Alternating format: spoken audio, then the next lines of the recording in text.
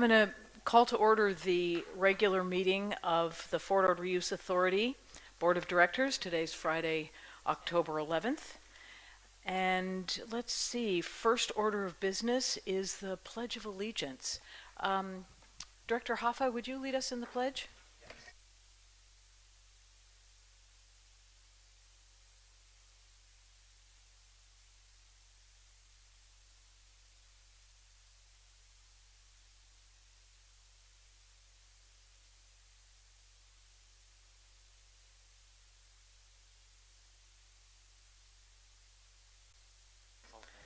Thank you. And the executive officer was just saying something that I was just going to say. I'm glad you're all seated. We have no closed session today. So we'll move directly into acknowledgments, announcements, and correspondence. Take it away, Mr. Hulamard. Yes, Chair, on that very positive note, I'll point out a few important items. First, many of you participated in the Association of Defense Communities forum that was just 2 weeks ago here at the Monterey Conference Center. I really want to extend my thanks to the City of Monterey for being a co-host for the event, and thanks to all the attendees and board members that participated, but especially Christy Reimer, who works for the Association of Defense Communities in addition to working for FORA, but she really went above and beyond and put together what was an extraordinary conference. So wanted to mention that. Second item, Chair, if I could, is the Monterey Bay Opportunity Zone Conference. I know many of you are anxiously looking forward to this. We have scheduled it for November 15th. It originally was scheduled for an earlier date, but are moving that to November 15th at the CSUMB Salinas City Center.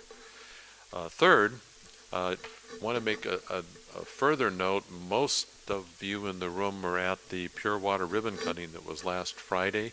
And as you know, this board made a choice to contribute $8.3 million to that event and thought it was an extraordinary event, recognizing the importance of getting water resources to all of our communities on the peninsula.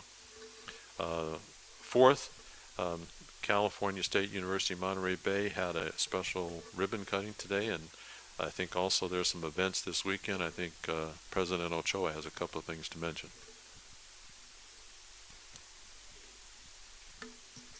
Yes, on Saturday we're having an open campus day called Discover CSUMB.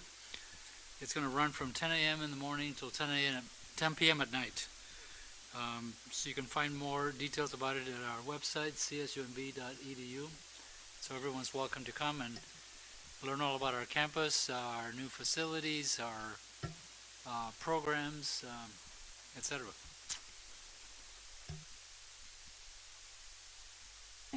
Thank you. We'll move now to roll call. Madam Clerk. Supervisor Parker? Here. Supervisor Phillips? Here. Supervisor Adams? Here. Councilmember Gagliotti? Here. Councilmember O'Connell? Here. Mayor Pro Tem Morton? Here. Councilmember Hoffa? Here. Mayor Oglesby? Here. Councilmember Wizard? Here. Mayor Carbone? Here. Mayor Gunter? Councilmember Garfield? Here. Kathleen Lee? Nicole Hollingsworth? Erica Parker? Mike Zeller? PK Diffenbaugh? Here. Steve Matarazzo? Here. Dr. Eduardo Ochoa? Here. Colonel Ford? Here. Bill Collins? Here. David Martin? Lisa Reinheiner? Dr. Matt Zefferman? You have a quorum. Excuse me. Thank you. Excuse me, Madam Chair. I didn't hear my name. Jan Reimers. Maybe I missed it. All right, now we are complete. Thank you. All right, next item on our agenda is the consent agenda. Is there any member of the board that would like to pull an item for question or comment? Yes. Yes, I have them. Director Morton. So the August 15th minutes at page 3 of our staff report indicate that it was a motion passed unanimously. The motion is still incorrectly stated at the top of page 3 where it states that we are going to guarantee replenishment of funds to ensure the Monterey County Regional Fire District. That wasn't the vote at the second meeting, on the second hearing on that motion.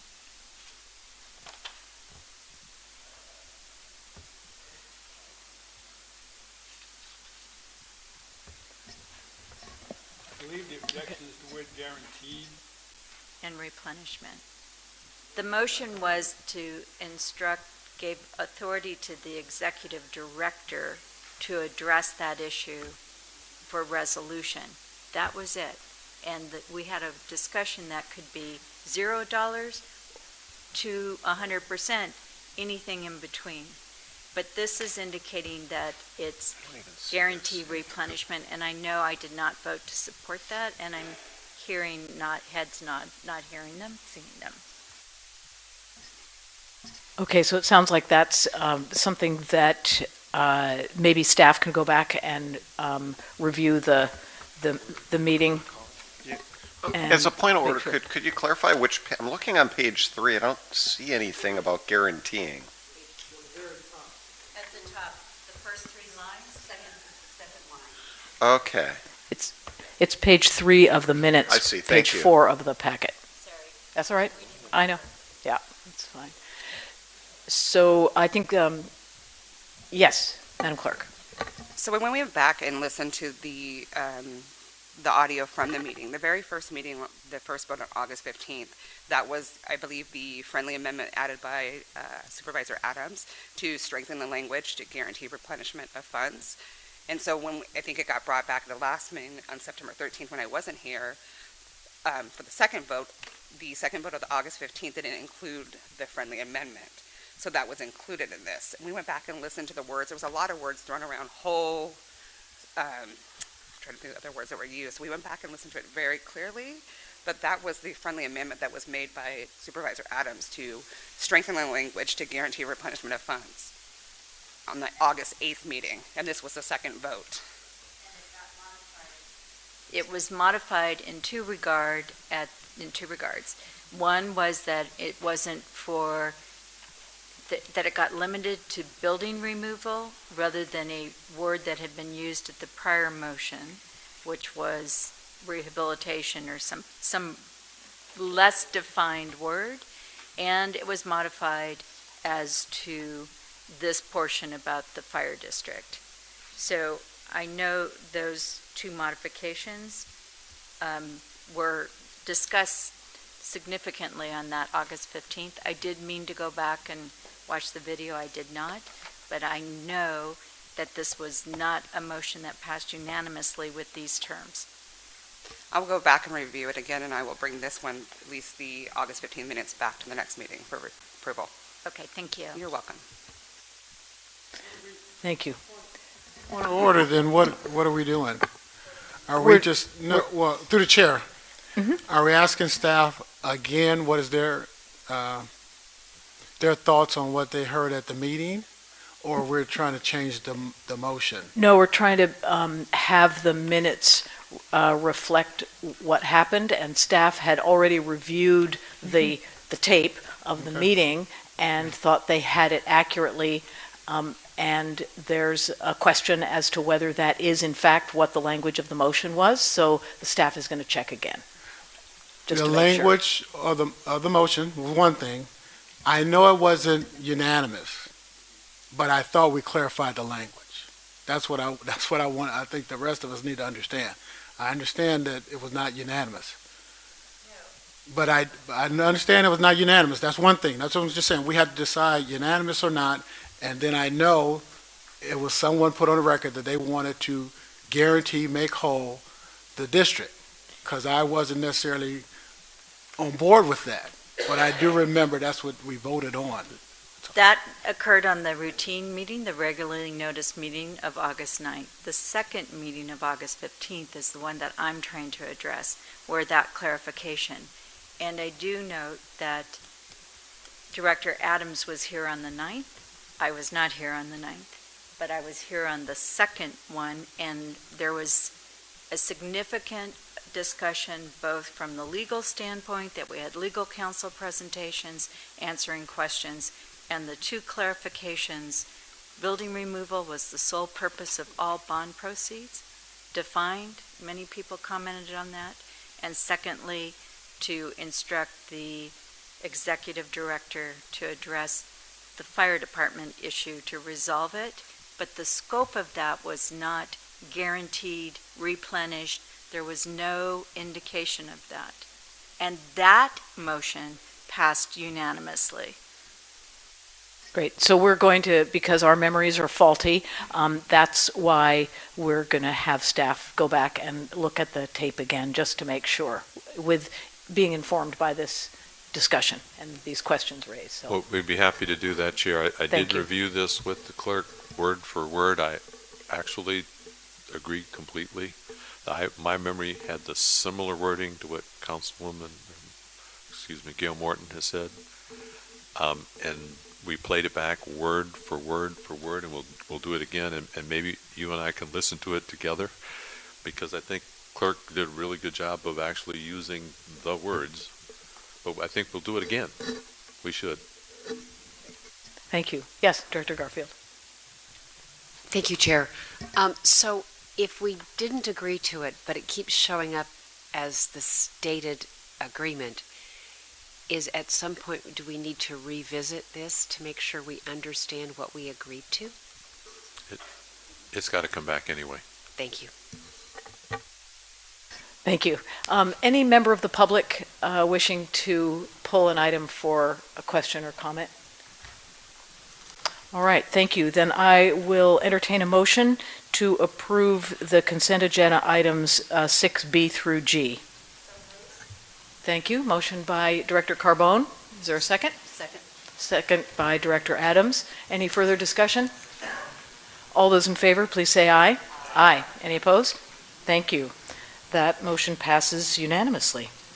We'll move now to business items. First is 7A, building removal bonds. Yes, Chair, Peter Said will provide you with a PowerPoint presentation. We have had a great deal of continuing progress, and as we do get progress toward this effort, we've got a number of questions that have surfaced from both the Administrative Committee and from individual jurisdictions, and Peter will attempt to bring you up to speed. Yes, thank you, Chair. Thank you, Board. This has been a long journey. This marks a year that we've been working on this in coordination with the Administrative Committee and with you, the Board. Over the last month, in September, we brought before you an initial discussion of where we were at in the building removal process. There were a lot of questions that were available to everyone. Over that month, on September 18th and again on October 2nd, we met with the Administrative Committee, and we were able to simplify a lot of the questions down. And so I'm going to go through the simplification, what everyone generally agrees on, and I'll talk about what the Administrative Committee recommended. And then I'll hand it off to your advisor, Mark Northcross. He's your municipal bond advisor, and he's going to walk through a lot of the details on the bond. And we will both be available to answer questions when he's finished. So I'll go ahead and jump into this. There have been a number of general agreements of the terms. The first one is that Fort Ord is the project area. There's been some language that's been involved here, but we've all come to agreement that Fort Ord is the project area. Each agency sets and defines projects within its jurisdiction and on its property. They're not going to be setting priorities on other people's property. Each agency removes buildings in its jurisdiction and its property. Each agency will be responsible for their own construction contracts.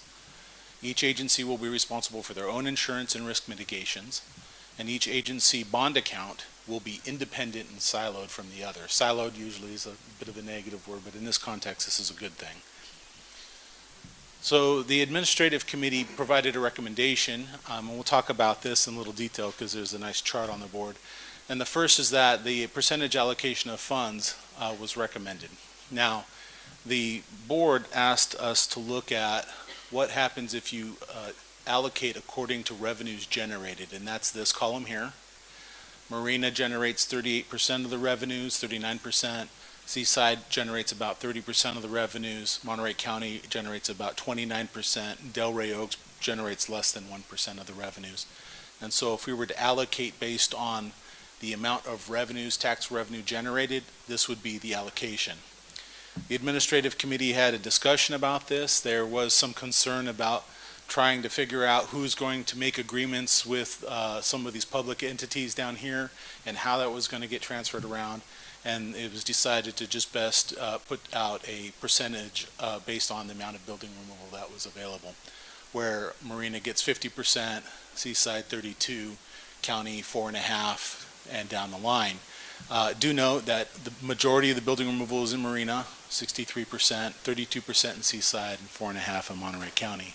So this was the recommendation that the Administrative Committee made, was to go with this particular allocation of funds into a bond account. Each one of these entities would be their own bond account owner, and they would be separate from the other bond account owners. So there are a number of action items upcoming in the next couple of weeks and months. There will be a need to review the draft bond indenture. This has been provided to each one of the Administrative Committee members, and they have the opportunity to go through that language. There will be a number of iterations over the next month as we dial this agreement into place. The next is there needs to have a public hearing at the county, and this is just to identify that bonds will be used for the public benefit and within the boundaries of the county. The second is we're looking for a commitment from the county to commit and direct the intercept to the successor entity, whoever that may be. There was a recommendation that the city of Marina be that successor entity.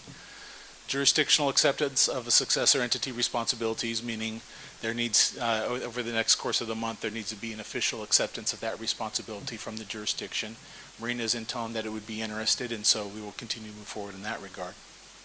And November 8th, there would be a review of legal documents for the board to consider, and we'll talk about that in more detail with Mark Northcross.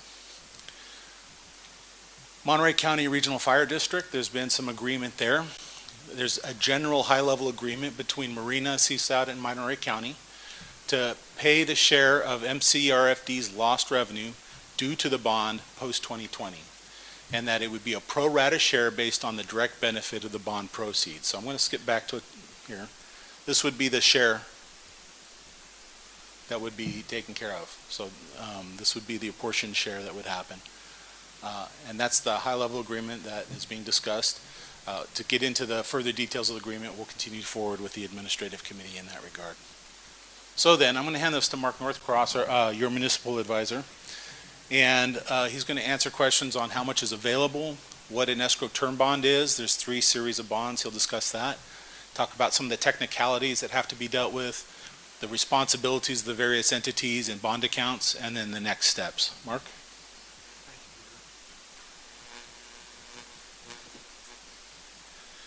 Mark Northcross, NHA Advisors, Municipal Advisor to FORA. So waiting for the right buttons to be pressed. I should say, since the last time I've been in front of this board, I've been in front of the Marina City Council and the Monterey County Board of Supervisors. And so I've learned a great deal from both of those sessions, and hopefully I can answer some of the questions that our very diligent electeds have. So I'm going to press the right button and get into the presentation. The proposed bond structure. FORA has retained a bond underwriting team, Stiefel and Citi. They both have a great deal of experience in underwriting bonds like this. What is the proposed bond structure? Number one, 100% taxable. That means that you don't care from an IRS tax-exempt bond perspective how the bond proceeds are spent. Increases the interest rate somewhat, although they're all-time narrow. It gives you maximum flexibility in how you spend the proceeds, which is very important when you want to focus on building removal. We're looking at 3 series of bonds to be issued in January of 2020, and we'll take you through how each of those series works. The first series, I'll call this the normal bonds that you would sell. They use jargon from the bond business, widows and orphans. They're rated, they're insured, they're based on the fiscal year 2020 tax increment, and that's based on occupancy permits and development through the end of calendar year 2018. The second series is, well, gee whiz, if we're issuing in January of 2020, we should know what went into the ground for new assessed valuation in calendar year 2019. In fact, we already have a pretty good idea because the county, marina, and seaside have been helping us with tabulating occupancy permits on new homes. Well, if we already know that, we can bond against it. It's not the same type of security as the first series of bonds, and the reason why is the county has not recognized that assessed valuation. They don't recognize that assessed valuation and make it public until typically the following September. So we can't wait until September to issue bonds, but we can grab that money, that cash and fist spend now money, now by doing a second series of bonds, if you will, secured by the new occupancy permits in calendar year 2019. The last series of bonds we call the escrow term bond. That's bond jargon.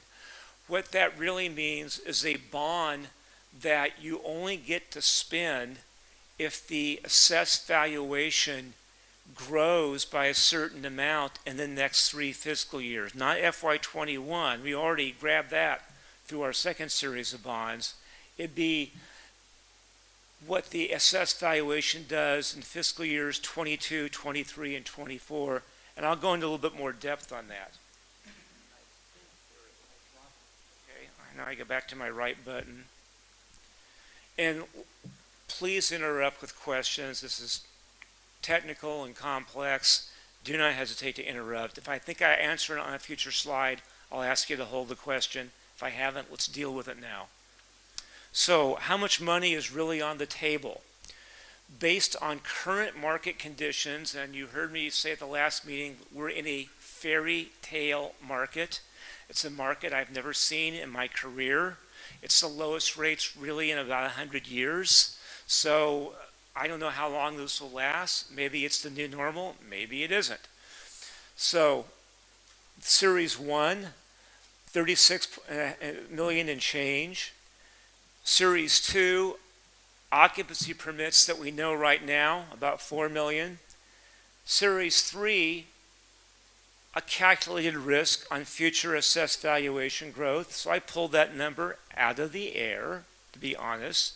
But if you think in this example, you will get about 700 new homes in FYs 22, 23, and 24 combined, so that's what, 230 homes a year, you could get an extra $10 million, which means that if we were doing the bond issue today, cash and fist, money for building removal is 40 million and change.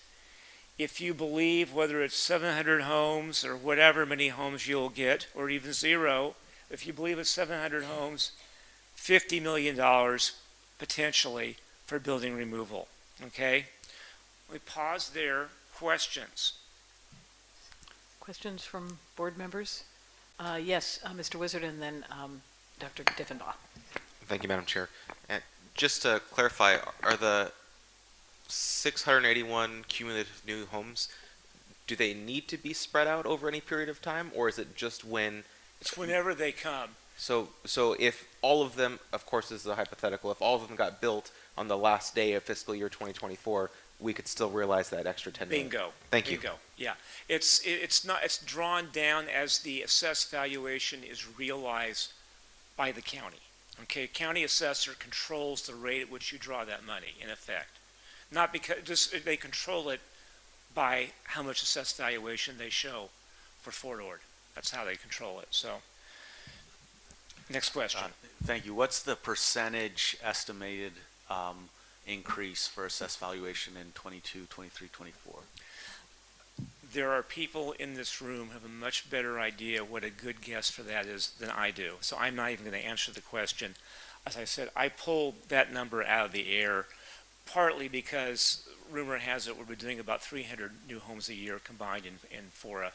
And so I thought, well, I'll choose 10 million. It's a wrong number. Back into how many new homes it is. And it was something a little bit less than 300 a year. Who knows? But to be real blunt, that whether or not you want to do a Series 3, or if you do, how much you do it, is really on the stakeholders.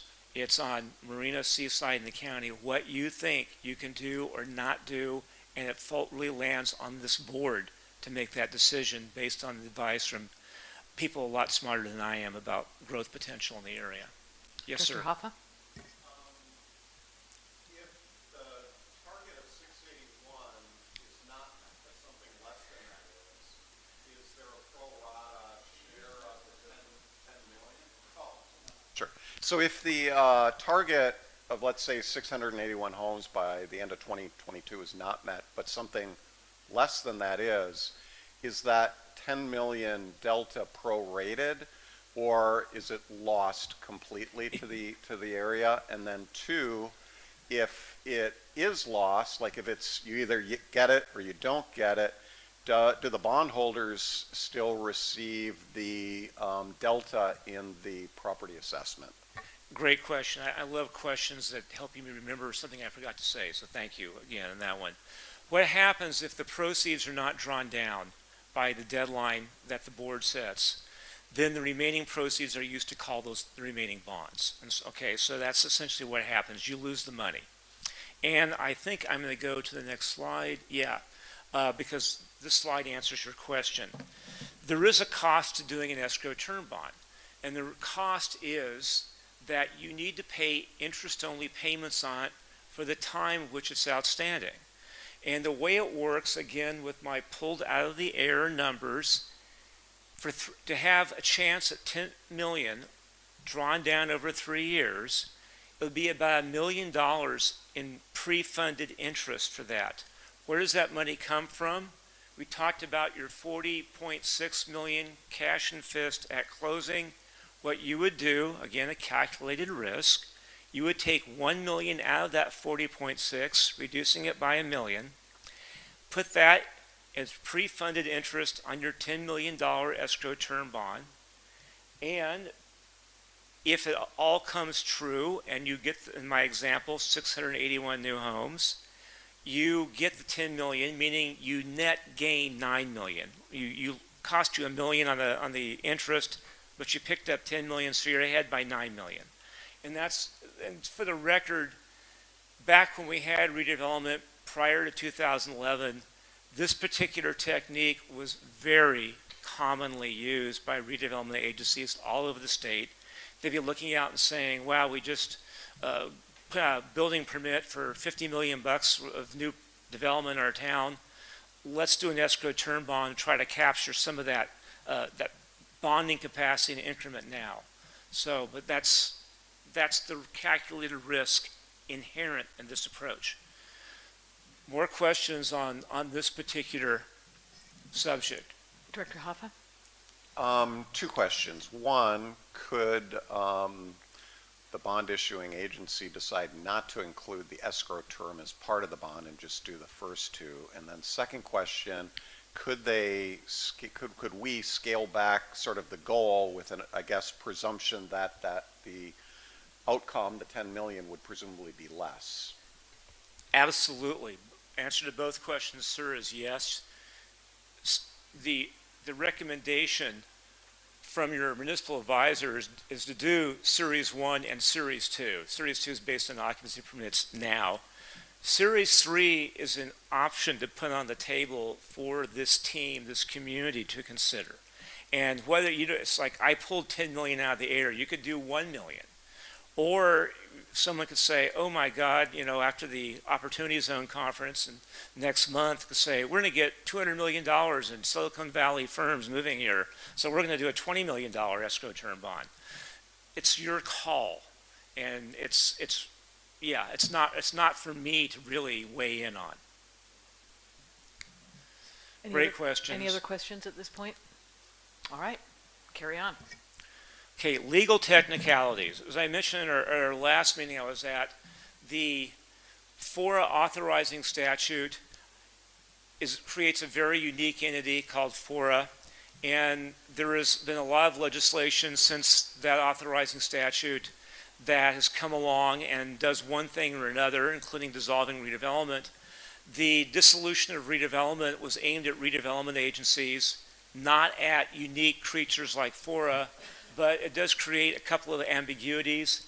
In addition, the authorizing statute did what they thought was a really good thing, incorporating the Marx-Rust law into your law as your way of issuing bonds, which works really well except for one thing. The Marx-Rust law was intended for joint powers authorities, and FORA is not only not a redevelopment agency, it's not a joint powers authority. So there's a little square peg and round hole stuff. This is what this slide's about. The first one is that for joint powers authorities to issue bonds, and FORA, even though you're not a JPA, one of the member entities of the JPA has to hold a public hearing acknowledging all the public improvements being made in the jurisdictions and saying there's a public benefit.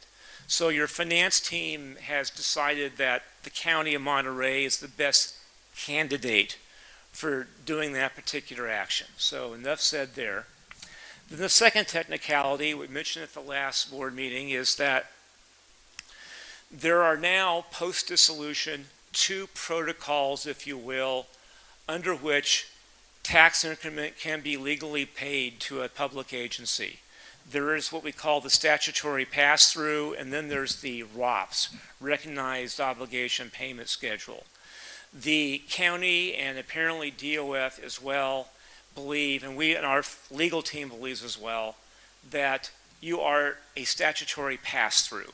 That's your protocol. However, there is sufficient ambiguity in the pile of legislation since 2011 such that it is at least conceivable that somebody in the future could decide that you're a ROPS and not a statutory pass-through. In that case, bond investors want maximum certainty. So let's go to the next slide. So, what bond investors want is belt and suspenders. And what that means, if for some reason something happens in the future that says FORA is no longer going to collect its tax increment under a statutory pass-through protocol, that the member, the successor agency, not successor entity, the successor agencies, Marina, Seaside, and the county, will covenant to request a tax increment through a ROPS. Simple as that. So Form A is the statutory pass-through. If that gets blown up by some reason, you go to Form B. There is no question about your authority to receive tax increment. That is not the question. The question is, post-dissolution, which form do you use to get it? And, you know, what is the risk? We think it's extremely low. It's not in the interest of DOF. Why have a covenant? The bond investors want belt and suspenders. They want certainty. And so they want to know if anything like this happens that you'll take care of it. Finally, can the various successor agencies, the county, Seaside, Marina, reimburse themselves for the cost of ROPS preparation? Yes. You reimburse yourselves from tax increment. Marina and Seaside and the county are doing it now, so it just becomes an added-on expense. Pause here on the technicalities slide. Questions? All right, let's continue. Okay, key roles in the bond issuance process. Number one is FORA, the only entity that has the authority to issue these bonds secured by tax increment is FORA. Okay, they can vet project invoices, but they don't have to. That's not a requirement. They have been historically. The county has 2 things it needs to do. Hold the public hearing, acknowledging the public benefit from building removal in the Fort Ord jurisdiction. And 2, agree to send the tax increment that you now send to FORA to send it to the successor entity to go pay the debt service and the bonds after FORA dissolves. So it means the auditor controller sends their wire to a different entity. We do need, as we've talked about, to replace FORA after June 30, 2020. That new entity is a successor entity, and they have some responsibilities. We'll take you through that. The trustee receives the bond proceeds, receives the tax increment, pays the bond owners, and writes checks to pay the contractors for building removal. The successor agencies, Marina, Seaside, and County, that are operational in FORA now, need to covenant to follow whatever the appropriate procedure is to collect tax increment in the future. No change right now, just statutory pass-through, but maybe, as I said, a ROPS in the future. The account owners, we will specifically identify every entity getting bond proceeds. They'll be identified in the bond indenture, meaning they are approved by this board before any bonds are issued. So let's go to the next slide. Bond issue cash flow would work. The county gets the tax increment as it does now. The auditor controller does all their math to figure out who gets what. And at the end of the day, they send money over to the successor entity, which in turn sends it over to the trustee. The counties can send it directly to the trustee. It's however they want to work it. Not a big deal either way. Once the way the cash flow works on an annual basis is all the tax increment allocated to FORA that comes in starting July 1 of each fiscal year goes over to the successor entity / trustee until that year's annual debt service requirement has been met. So just to make up a number, say the annual debt service requirement is $3 million. So every dollar of tax increment that comes in to that $3 million target, I should say, is hit, is intercepted and transferred. Once that target is hit for the year, then the auditor controller reallocates the remaining FORA tax increment pursuant to the authorizing statute, which lays out what happens after FORA dissolves in 2020. So that's how it works. That's how the formula works. What does a trustee do with the money? They make semi-annual payments of interest. They make the annual payment of principal to the bond investors. And they have to keep track of all that stuff. Now, what are our legal documents? We have a county resolution that is a public hearing, and they don't have to be in the same resolution, but you got to hold a public hearing. Then you've got to commit to intercepting the tax increment and sending it either to the trustee or the successor entity. The successor entity needs to also adopt a resolution.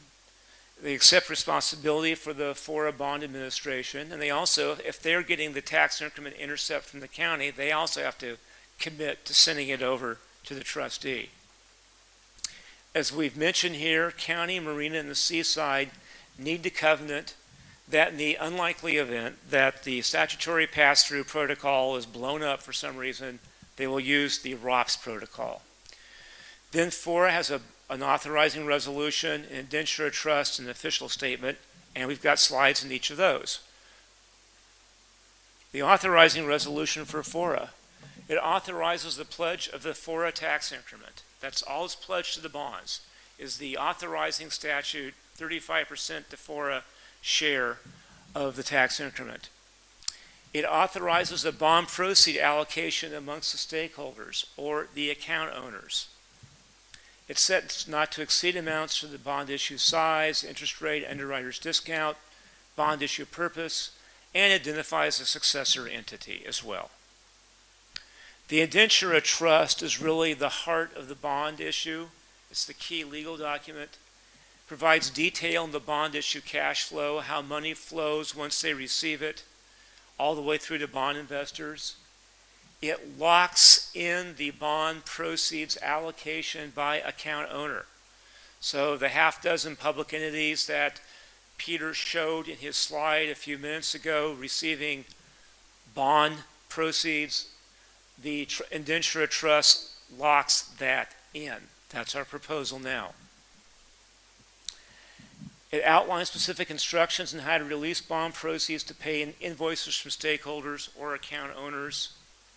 What that really means is that each account owner will be a certificate in the appendix of the indenture, which will say each account owner is signing that this invoice that they want the trustee to pay was spent on authorized building removal good things for FORA as they're supposed to do. It's essentially that. It's not going to say much more than, we've done our due diligence and this invoice is going for the right thing. The indenture provides trustee management instructions. There's a lot of little things about how you manage bond owners and all that stuff that's very important. It sets parameters for the legal investment of funds as well. Again, the bonds are sold on a 100% taxable basis. The IRS does not care about how we spend the bond proceeds. It's just down to basically what is authorized by the FORA authorizing statute and authorized by this board. Account owners may voluntarily reallocate their bond proceeds. Okay?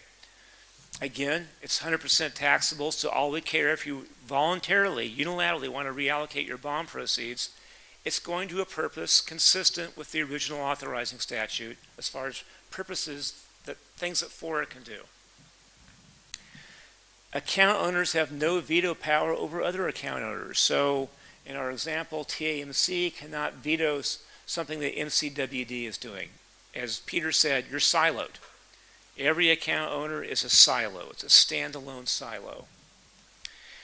You are not responsible for other account owners' projects. If there's a shortfall, if one entity takes on a big building removal project, runs out of money, their contractor's mad at them, there is no recourse to the other account owners. You're in a silo. You just say, well, sorry.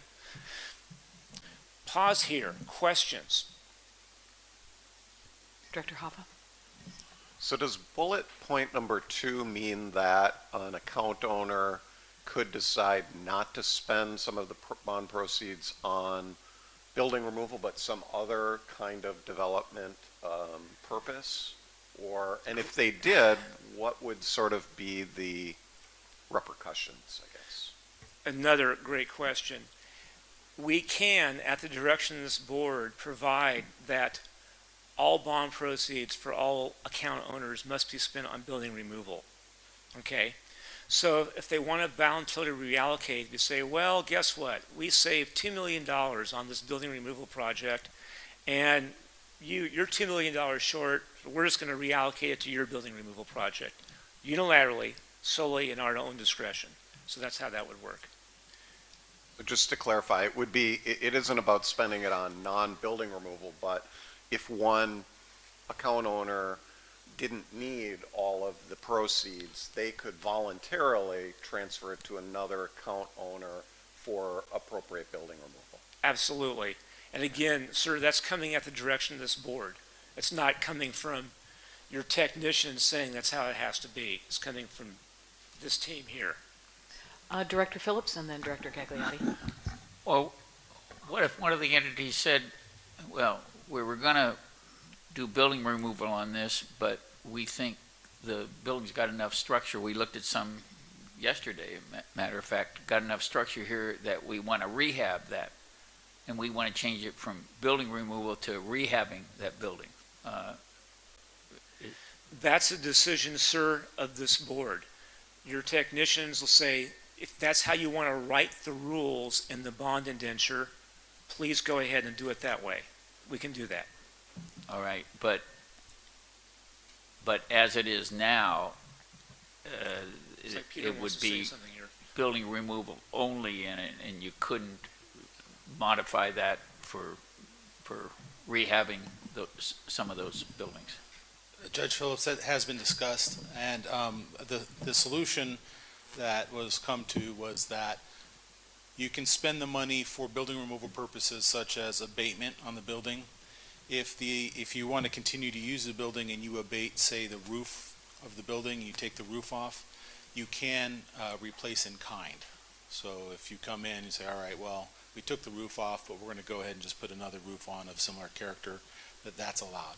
What it doesn't allow is brand new buildings. All right. Kind of a follow-up question. You say everything's siloed. I guess my concern is if one of these entities gets sued, and we've seen a lot of litigation that comes out of it, and one of these gets sued, and they take one of us for $20 million, and they say they don't have enough money in there for that. Are you saying that the silo protects everybody else from maybe having to pick up that responsibility? That's the intent. There is no recourse going to be in shall I say, in trust indenture, the legal documents for this transaction will provide absolutely no recourse, no vector for plaintiff's counsel to go after any other account owner. As you know, it doesn't mean they can't sue, but they're not going to find a line in the indenture that gives them any, vector, any recognized way of doing that. Thank you.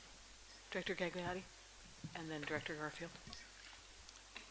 To kind of build on to what Director Hoffa was saying on the allocation, does the liability also transfer with the bond proceeds if it's reallocated from one account owner to another? I am going to, the intent is that whoever submits the invoice to the trustee is the entity that's taking all the liability for that project, okay? And so that's the way the document's going to be structured.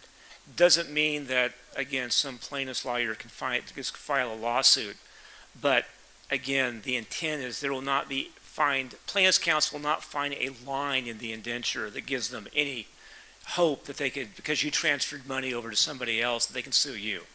Yeah. I was using liability as the responsibility to pay that money back, meaning that if one account owner has received revenues, but then reallocates them, does that responsibility to pay that back go with that transfer? Good. Let's make this really clear. Speaking of silos, there's another huge silo, the most primal silo. In this whole thing is where the money comes from to pay debt service and where the money goes are completely different worlds. The bond investors do not care how the money is spent, particularly because it's all taxable. And as a result, they don't care which account owner does what, which account owner has anything. What they care about, and I know the county's got concerns about this, is Chairman Phillips, and we have two other county board members here. I would say your biggest liability is that, I'll use an example. A new $100 million hotel goes up in Seaside. Craig's sitting in the back there, so I'll pick on Craig. Not big enough, okay. And the county assessor misses it for 3 years. Doesn't even levy property taxes, doesn't get it on the tax rolls. I'm a bond investor. I'm mad. That's my money. And you aren't assessing it. You blew it. You made a mistake. So I may sue you, if you won't correct it. So that's the level it takes. And as we all know, that's extremely, extremely unlikely. Okay? More questions on this very important slide. Director Garfield. Thank you, Chair. So just kind of walking through the process. So one of the jurisdictions ends up with extra money. They've finished all the work they're going to do. They have extra money. They have two choices. One, they can allocate it to another jurisdiction for a project that jurisdiction still needs to fund. Or they can cause the bonds in that amount to be called, yes, and therefore paid back from the unspent proceeds, like the escrow bond? Yes, bingo. Okay. You got it. And I had a question about who the trustee is. So that's different from the successor entity. Bingo. Yeah. So could you talk a little bit about how they are the same or how they're different and Yes. how we figure that out? The municipal bond world lives on this entity called a bond trustee. What they are is commercial banks, typically big commercial banks that have whole national practices in managing bond issues. And the biggest part is dealing with bond owners. So, somebody calls up and says, my dog ate my bond, what do I do? And, you have to deal. So we've already gone out to bid. We've selected U.S. Bank before as trustee. And we did check in with your auditor controller's office, Marina CFO, and Seaside CFO to make sure any commercial bank bond trustees are on the no list, and U.S. Bank was on everyone's yes list. And so they're our trustee. So best of our knowledge, everyone's finance types are all happy with U.S. Bank. Any other questions before he moves along? Okay. The official statement. This is a disclosure document for potential bond investors. And now I'm going to sort of shoot myself in the foot because the goal of this presentation is to really get people more comfortable with FORA issuing bonds. In my opinion, this is your biggest risk because the Securities Exchange Commission, the federal government, really sees this as the #1 document involved with municipal bonds. This document has to be correct in disclosing risk. And the only times really municipal bonds issuers, i.e. public entities, get in trouble is when they do a bad official statement and disclosure document. It's not going to happen here. But this is a way of backing into the fact that this document needs to be right, and it needs to tell a very detailed story about development in the Fort Ord jurisdiction, historically, now, and projected in the future. To do that, we have EPS, FORA's tax increment consultant, has been working with the various entities to get good information. We've been getting pretty good cooperation. We need more. So this is an advertisement. Please cooperate with EPS because they're really, if FORA issues bonds, their data that they're putting together is the heart and soul of the disclosure document that we want to have really, really good. So that is what this is about.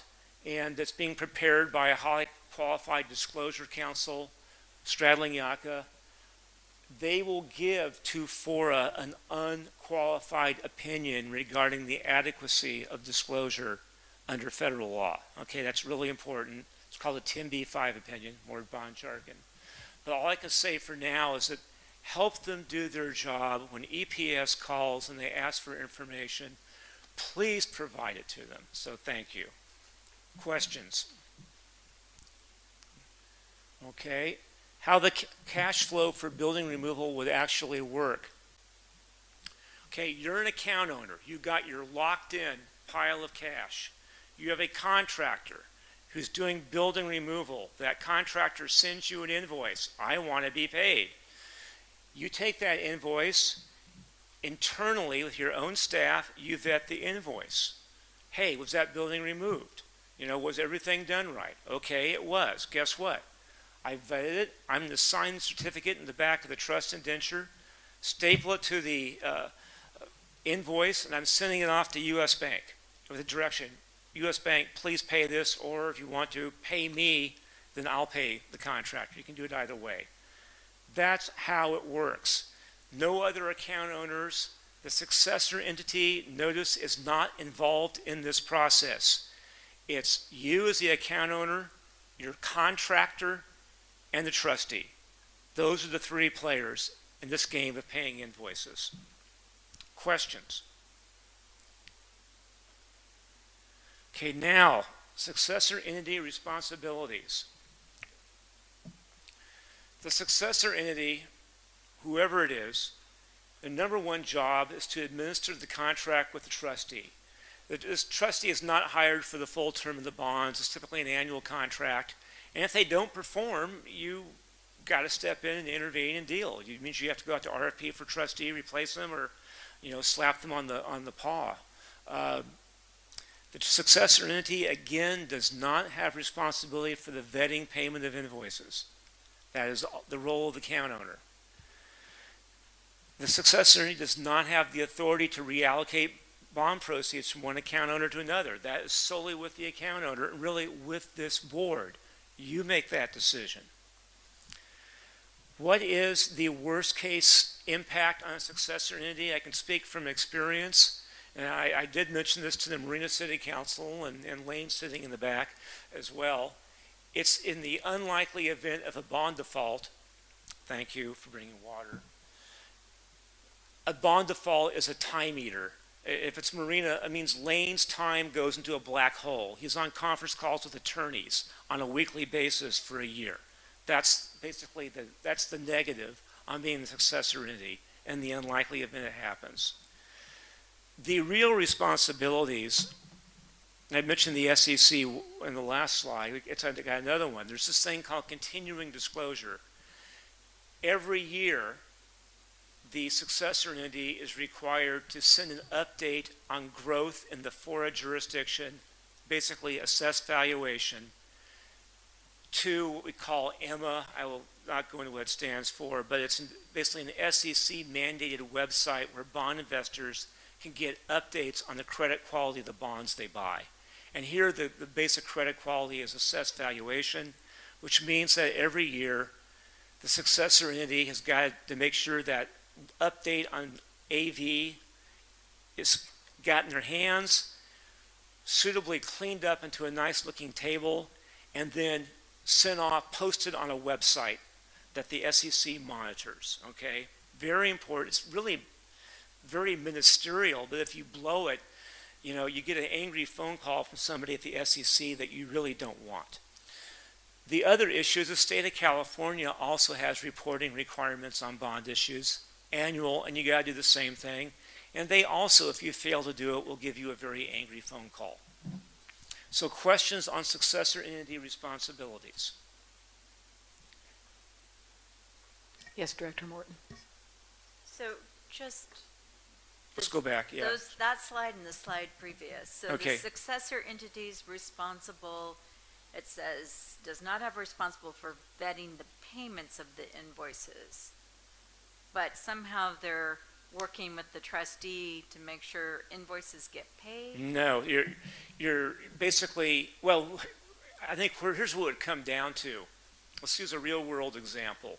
Let's pretend that Marina is a successor entity and that Craig has submitted an invoice with the right certificate to U.S. Bank, and it's been sitting there for 6 weeks and they haven't done anything with it. What that means is that Craig's going to call Lane and say, Lane, you got to get on U.S. Bank. They are sitting on one of my invoices and they aren't paying it. I think I've done everything right.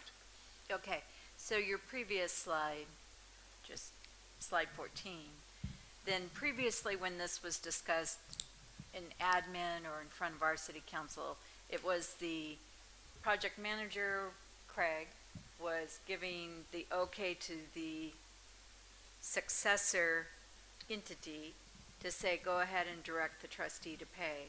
And you're saying that this is a different structure that's discretionary, that now you're allowing the trustee to work directly with either Craig Malin as city manager to pay whatever invoices, and he can direct trustee pay him or pay the contractor directly. Bingo. And the successor agent then is only stepping in if there's a problem. Trustee is not doing their job. Okay, thank you. Okay, now, great question. Okay, bond owner remedies in the event of a default. This is a slide we haven't put up before, but I know we had some questions on that coming from the Monterey County Board. Great questions. So this slide is particularly for you, but it's for everybody. The implementation of the remedies for default are controlled by the trustee.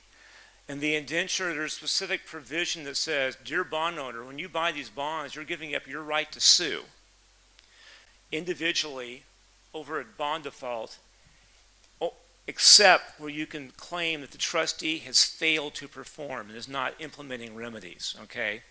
So again, going back to managing the trustee, a trustee doesn't do their job in the bond default. Not only does Lane, in my example, have to intervene, maybe get a new trustee, but the bond owners then can actually sue because the trustee is not doing their job. The primary remedy is the acceleration of all remaining principal and accrued interest. Remember, the only security for this is the tax increment allocated to FORA by the authorizing statute.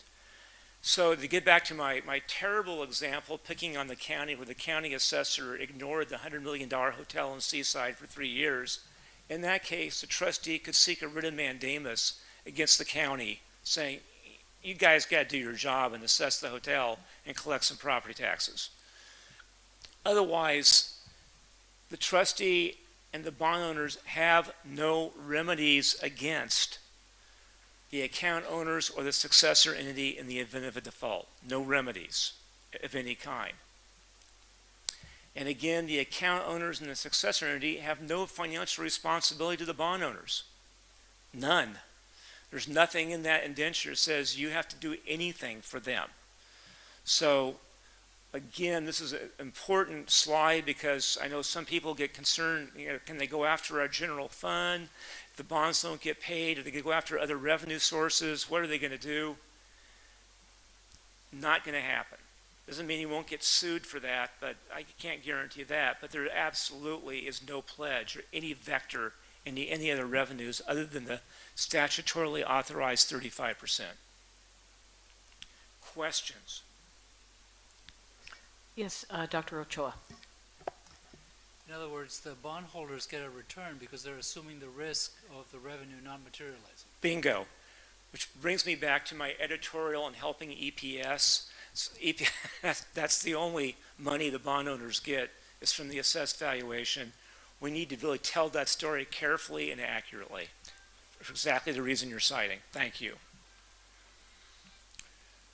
All right. Last slide, and thank you for politely listening through all of this.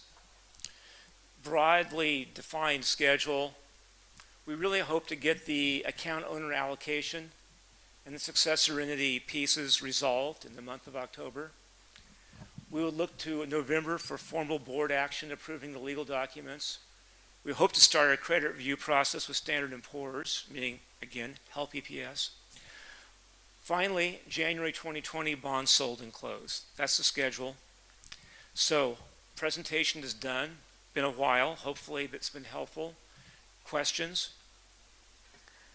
Thank you. Well, board members think about whether they have any further questions. I just want to make a note that this slide deck has a lot of information that's very useful to the public and to us, and that it is on the FORA website in the area of additional materials to this board packet, if anyone wants to see it. Director Hoffa. I had a question going back to the original staff presentation, and it just had to do with the sort of non-jurisdictional payment obligations to like parks and TAMC, MSD, et cetera, the fire and so on. So you said that somehow they would get paid back in a proportional way.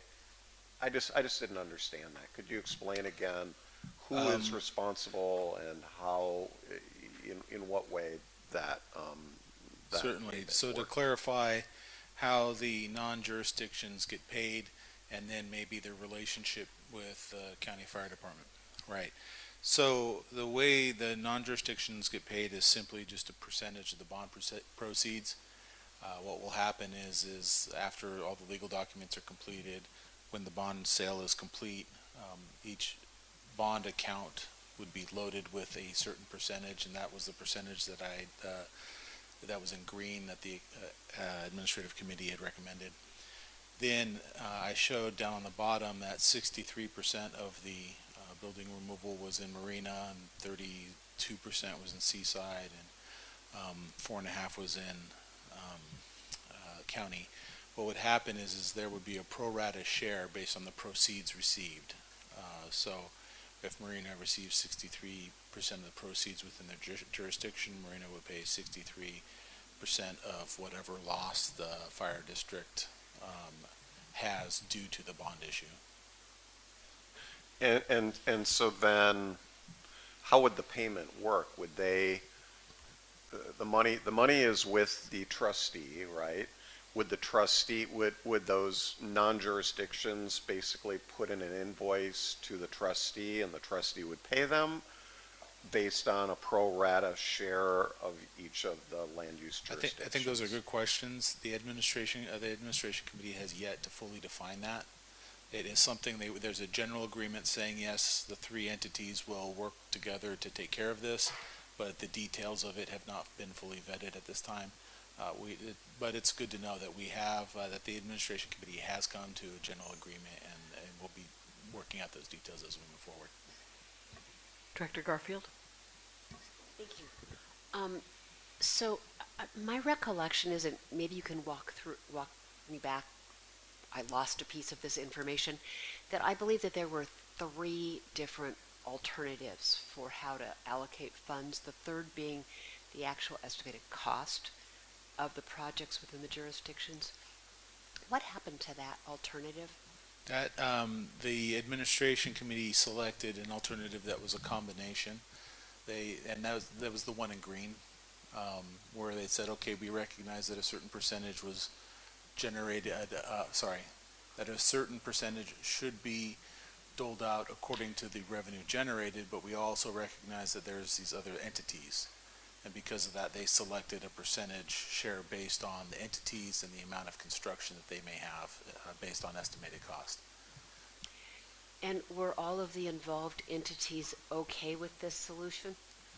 I believe the recommendation from the administrative committee was unanimous with 1 abstention. Thank you.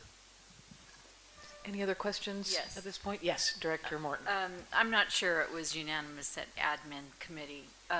And I do understand just that, Mr. Said, you're reporting what admin is recommending as of this point, but ultimately it's a full board decision. Would that be correct? That's correct. So we can manipulate this, change this, reject this, go back to what was decided previously at we haven't made any decisions, but discussed previously. That's correct. Okay. So I do note you indicated to Director Hoffa's question that there was some agreement about the jurisdictions making the fire department whole? There was discussion at the administrative committee and a general agreement that they would like to work together to deal with any loss that the fire department will see. And so. And has the fire department loss been identified, quantified, evaluated? There have been initial assessments. We'll be working with the county in the future to really drill that number down. Thank you. Any other questions from board members? All right, I'm going to open it up to the public. Any member of the public wishing to ask a question or make a comment on this presentation? Seeing no one coming forward, I'll bring it back to this board. This is to receive a report, which I think we've done rather well. Anybody have any last comments before we move to the next item? All right, thank you very much for the presentation. We'll move now to 7C, side-by-side CIP. Oh, transition plan, sorry. Whew, me missing the transition plan, that was the big one. 7B, transition plan and implementing agreements progress report. Thank you.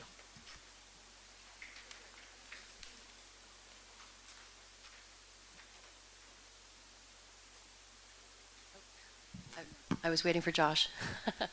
Good afternoon. This is Kendall Flint with Regional Government Services, and I'm here today to give you an update on where we are with the transition plan, implementing agreements, as well as some of the discussion that we've been having in recent weeks regarding the Joint Powers Authority.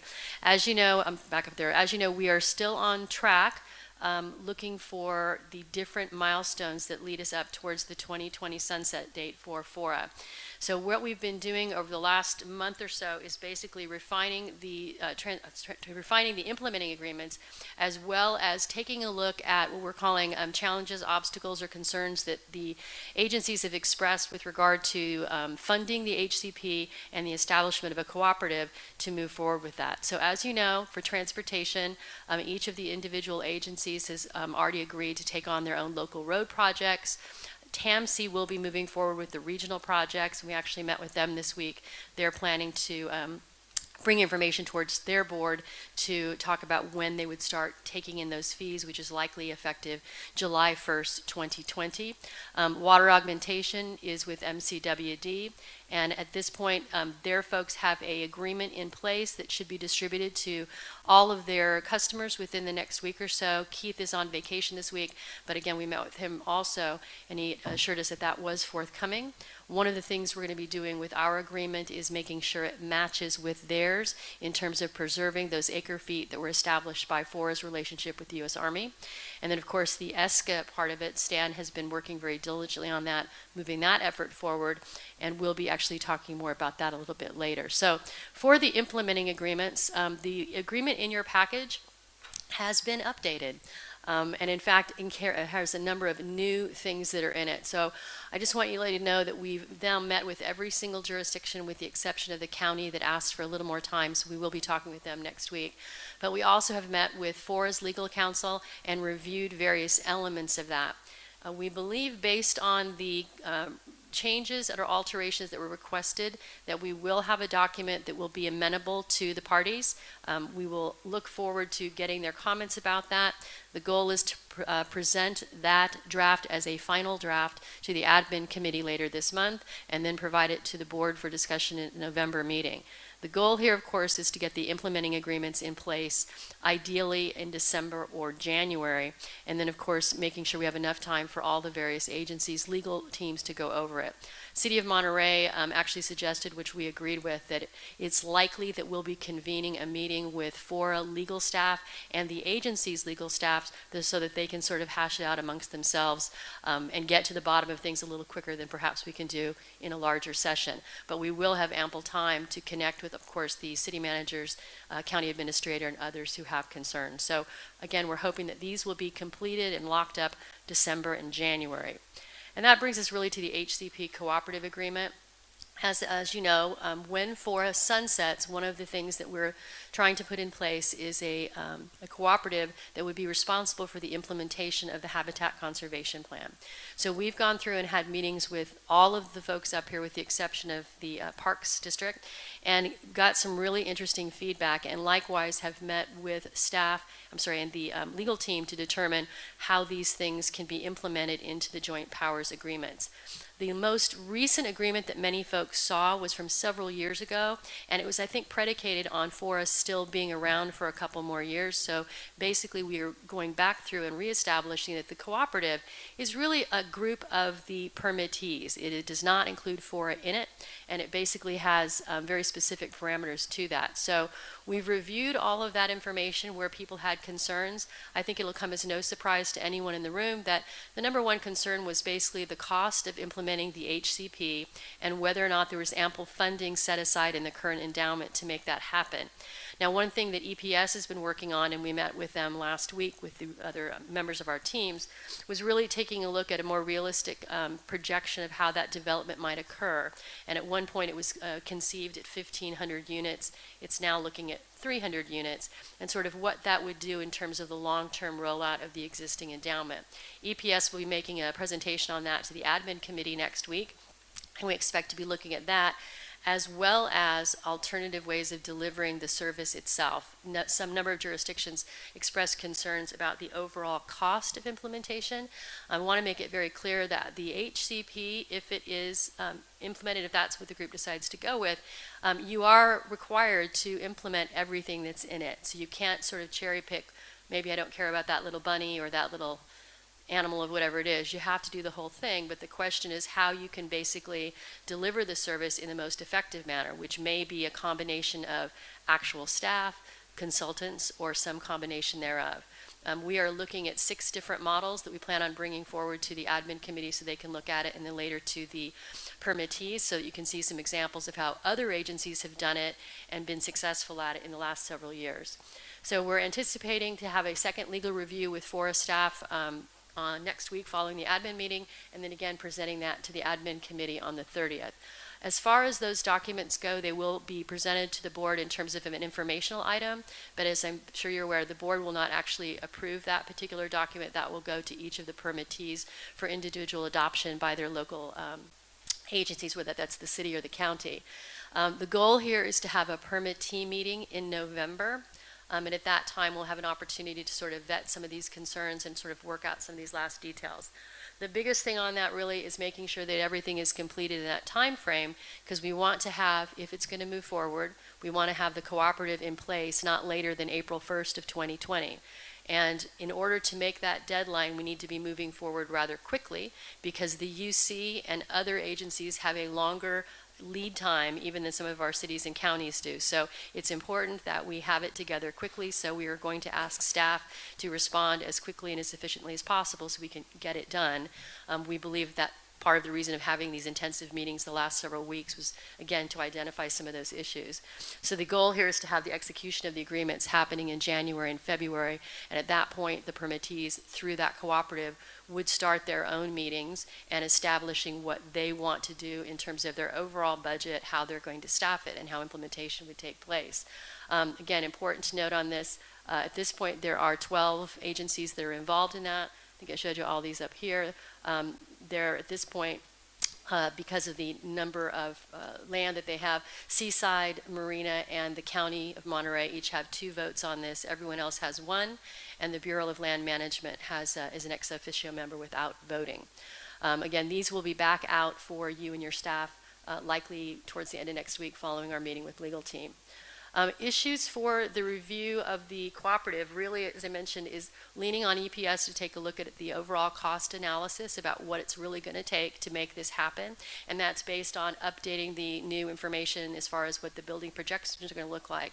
So all of the consultants are working very closely with FORA staff to make sure that we're consistent on that and that everybody's basically looking at the same information at the same time.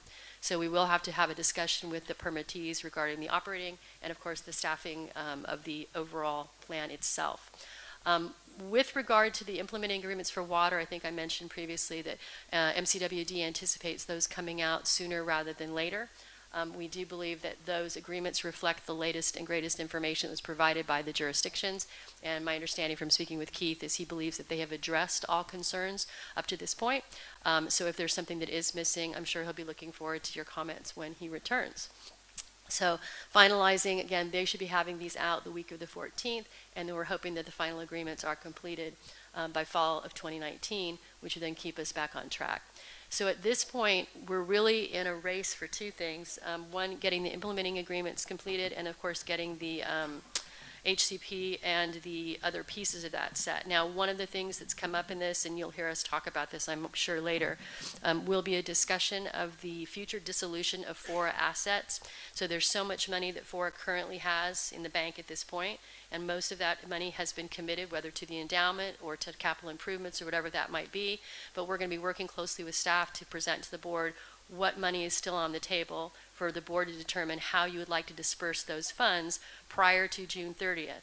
After June 30th, anything that's still in the bank that hasn't been allocated would go to the county, and the county would then distribute those funds on a pro rata basis. So if, as an example, just as an example, if you wanted to increase funding to the endowment for the HCP, if you wanted to fund an additional or a contingency for a CIP project, or as I've met today with the veterans groups, there may be other agencies that you wish to allocate certain funding for moving forward.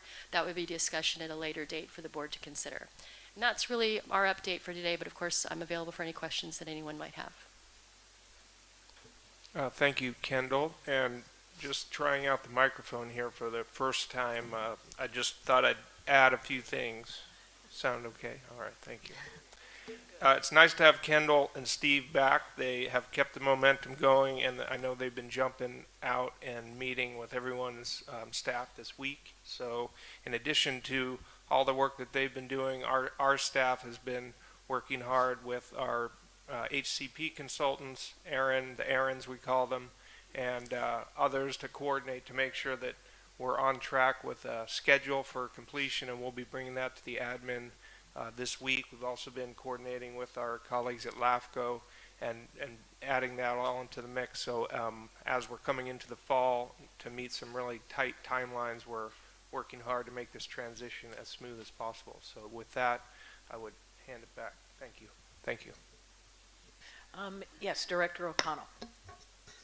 Thank you. On the draft of the transition plan implementation agreements, I didn't see anything in there relating to the importance of termination of the 2001 implementation agreements?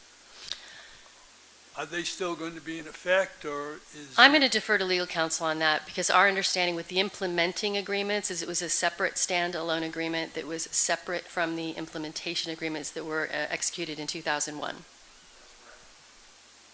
So they're going to remain binding on the jurisdiction? I'll have to reserve an opinion on that. Okay. I'll take a look at it, though. Okay, thank you. And on page 41 of the staff report, the section 8 related to land transfer reporting requirements, it seems to require the land use jurisdictions to report to the county for up to 7 years as to what they're doing with the proceeds.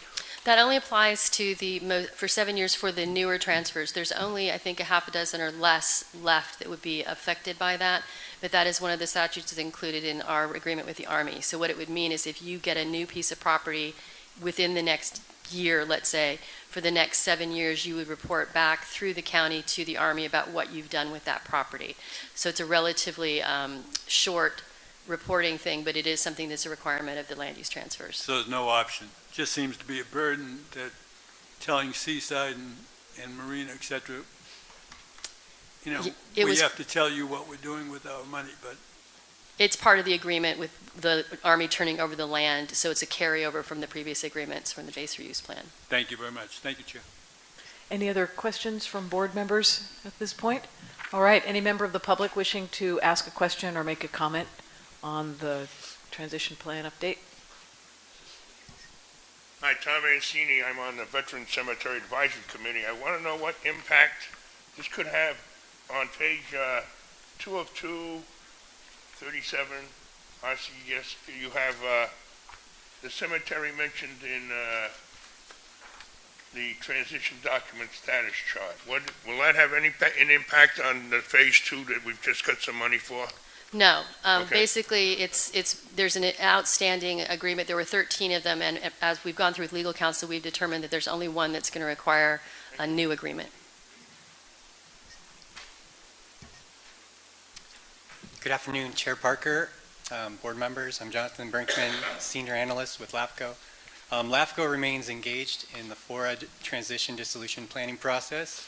LAFCO staff, FORA staff, and RGS have been meeting regularly and keeping each other informed on progress for the transition planning, implementing agreements, and additional dissolution tasks. LAFCO Executive Officer Kate McKenna has asked me to speak today on this item since listed among those transition planning implementing agreements. We have a draft LAFCO FORA indemnification agreement. That said, I'm here to voice LAFCO's concern about just a suggestion from FORA staff that these FORA's indemnification agreement funding is linked somehow to the FORA failed extension. From LAFCO's perspective, we just fundamentally disagree that there's a link between those two. And these are the reasons we just don't agree with that. The first reason is the 2018 transition plan specifically states that FORA holds funds for the indemnification of LAFCO. It also, the transition plan also directed the executive officer to submit the transition plan to LAFCO and execute all LAFCO required documents and pay all LAFCO required processing fees.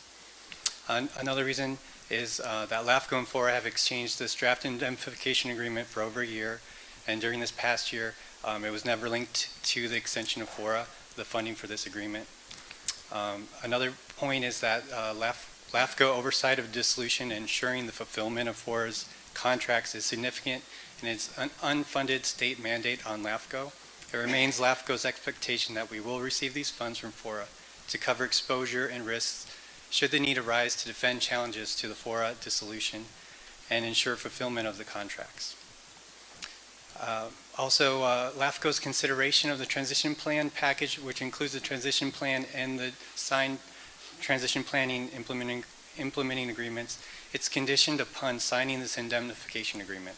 That's kind of standard practice with LAFCO to have an indemnification agreement.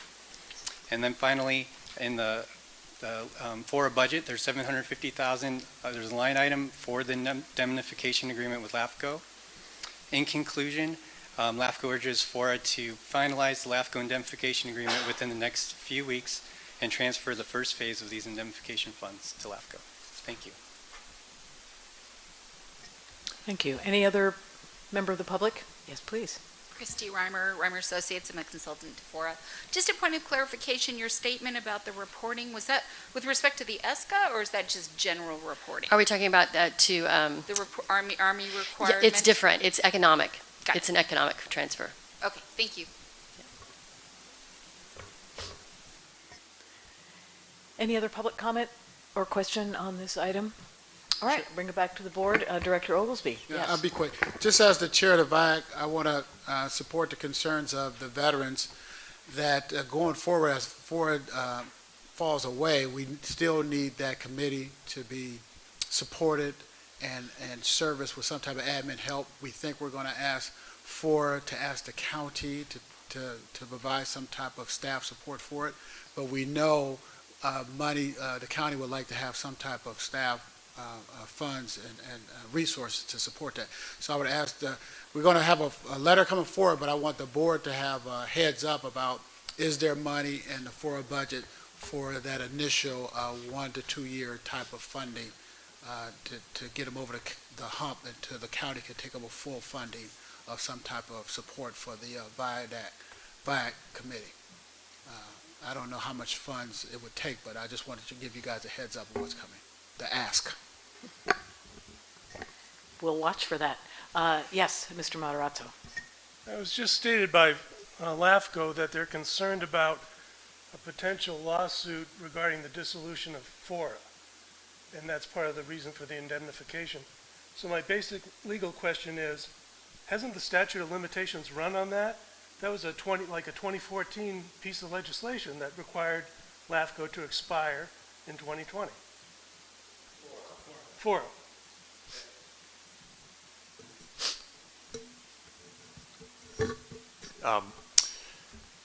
I don't have an opinion on that. Haven't looked at it, but I'm happy to. Does that make sense to you?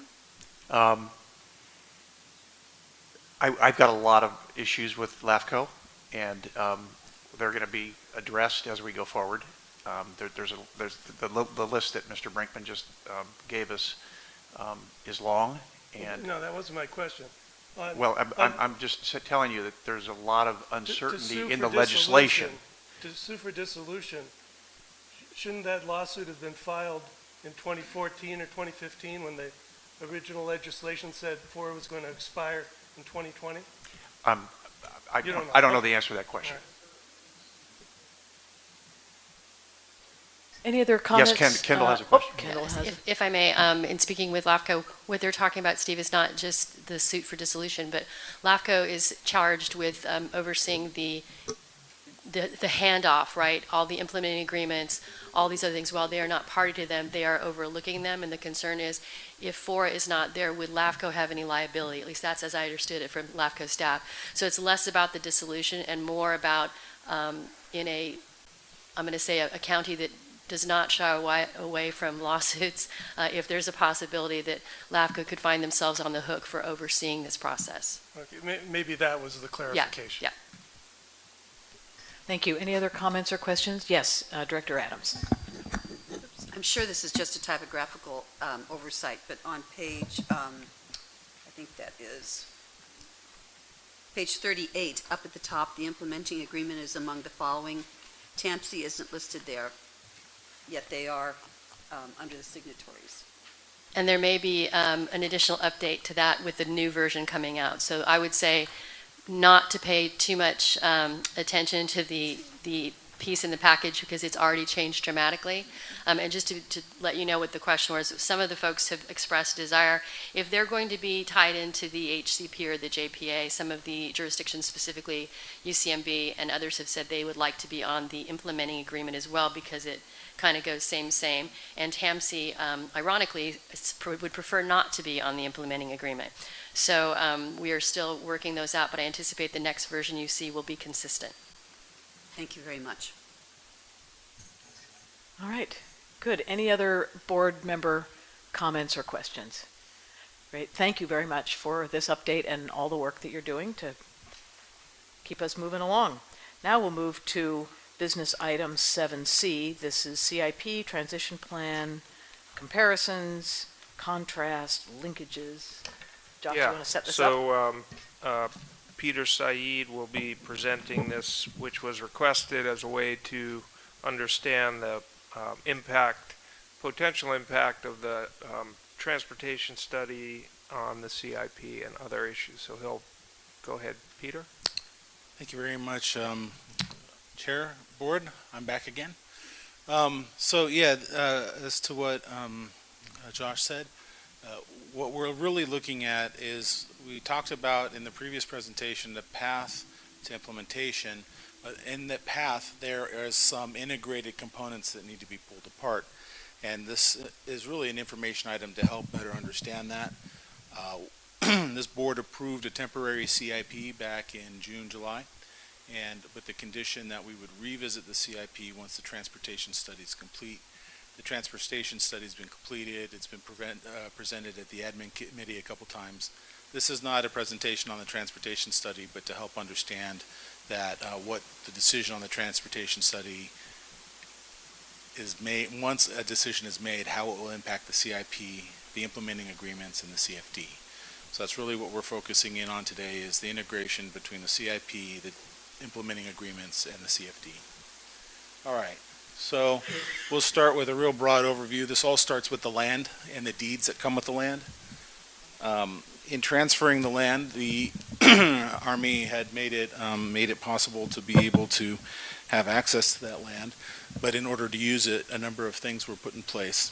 And so this is, like I said, this is going to be a real broad brush, so bear with me. There was the base reuse plan, which looked at the impact of using the land. There was a management plan that looked at how to implement the base reuse plan, and there was the authorizing act, which was looking at how to fund it. And because of that, what came out of the base reuse plan were the CEQA mitigations.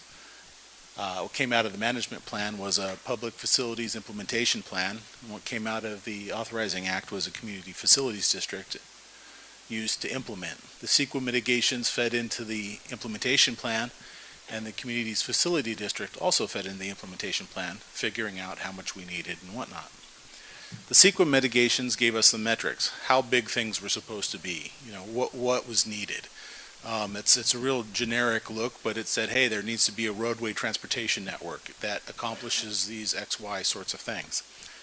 The public facilities plan took that and put it into a capital improvements program, so that we had specific projects that could be attacked rather than these kind of vague, like roadway transportation network sort of things. So that's fed into it. And the community district developed a special tax that was sufficient to be able to pay for the capital improvement program. Now, there was a need to link the jurisdictions back in and make sure that they were a part of not only the land and the deed transfers, but that they were also a part of the capital improvement program. And that was the 2001 implementing agreements. So there was a link there that said, if you're going to get the land, there's going to be a base reuse plan. In order to implement the base reuse plan, there have to be capital improvements, and the jurisdictions are involved in that way. So like I said, broad brush. In 2012, there was a fee adjustment, and that fee adjustment basically used the land sales as a way to subsidize the special tax and keep the CFD fee low. All right.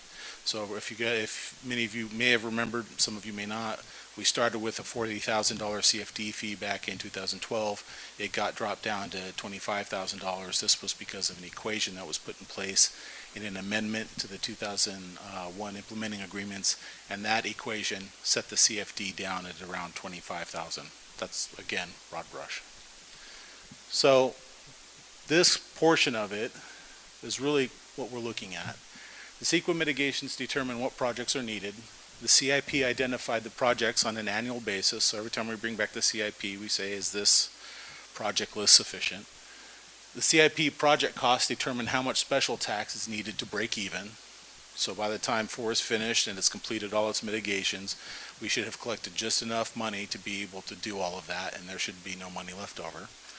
Every 2 years, the special tax or CFD fee is adjusted so that we're always keeping track of, what exactly that level is. And FORA's 50% of land sale revenues are used to subsidize the special tax in order to keep it low and promote growth. not growth, economic development. So on June 30, 2020, that 50% land sale collection and the CFD end. Those are gone. The final year CIP list identifies the remaining projects that are needed to fund and complete the base reuse plan. The transportation implementing agreements move projects out of the FORA CIP into a jurisdiction or agency CIP. That way the mitigations are maintained.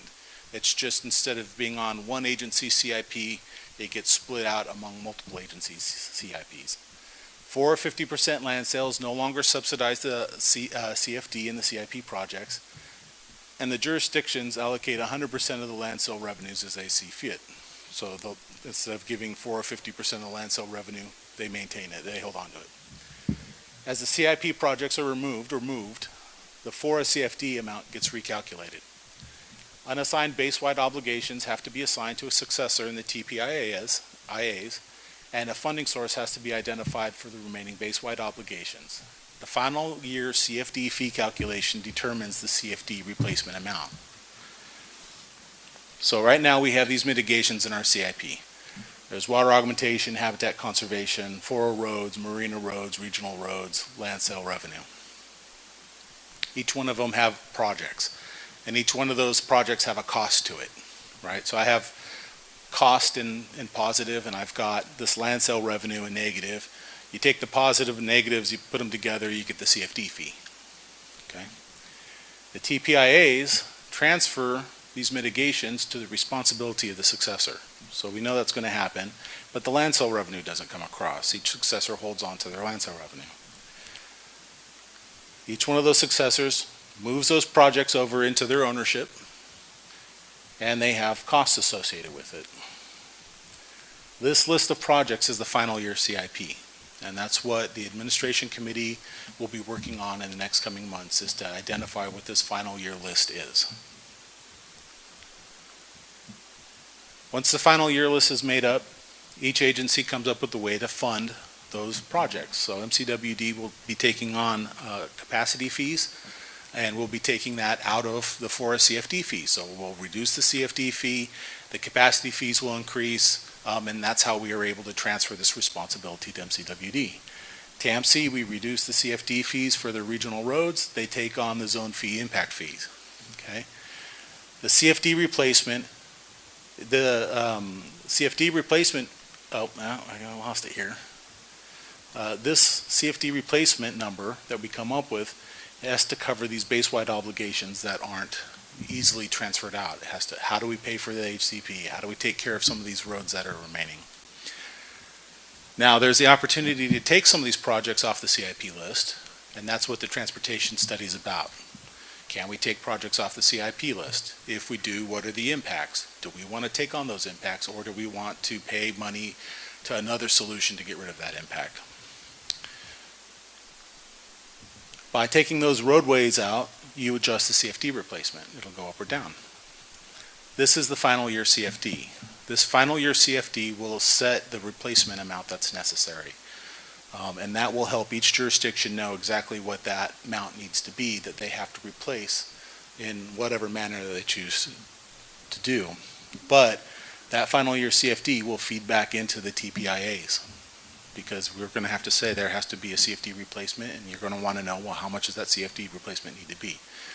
So this is the integrated nature of the CIP, the TPIAs, and the CFD. So on October 16th, coming up, the Administrative Committee is going to review the CIP list and the remaining CIP obligations. They're going to go through that and ask, what is this? And the final year CIP, they're going to look at it again on October 30th, and they're going to put together a recommendation that'll come forward to this board, and the board will have the chance to look at that final year CIP, consider it, and take a vote. FORA staff will then take that list and develop use the biennial fee study and develop what the final year CFD will be. So that'll happen November 13th and December 4th, and we look forward to bring that report back December 13th so the board can consider the final year CFD. That way they can get implemented into the TPIAs and allow you to move forward in understanding how to replace funding for the projects that are in the CIP list. So this was more esoteric about an integrated nature. Here's a project that we want to go away soon, the stockade. little distraction here with this, but if you have any questions, I'd be glad to answer. Any questions from board members at this point? Yes, Director Hoffa. I've got a request and a question. The request is, I think it would be appropriate for the full board to receive a copy of this transition study. I've not seen it. It sounds like the executive committee has seen it a couple times. The rest of us haven't, and I just think that should be shared with all of us. Secondly,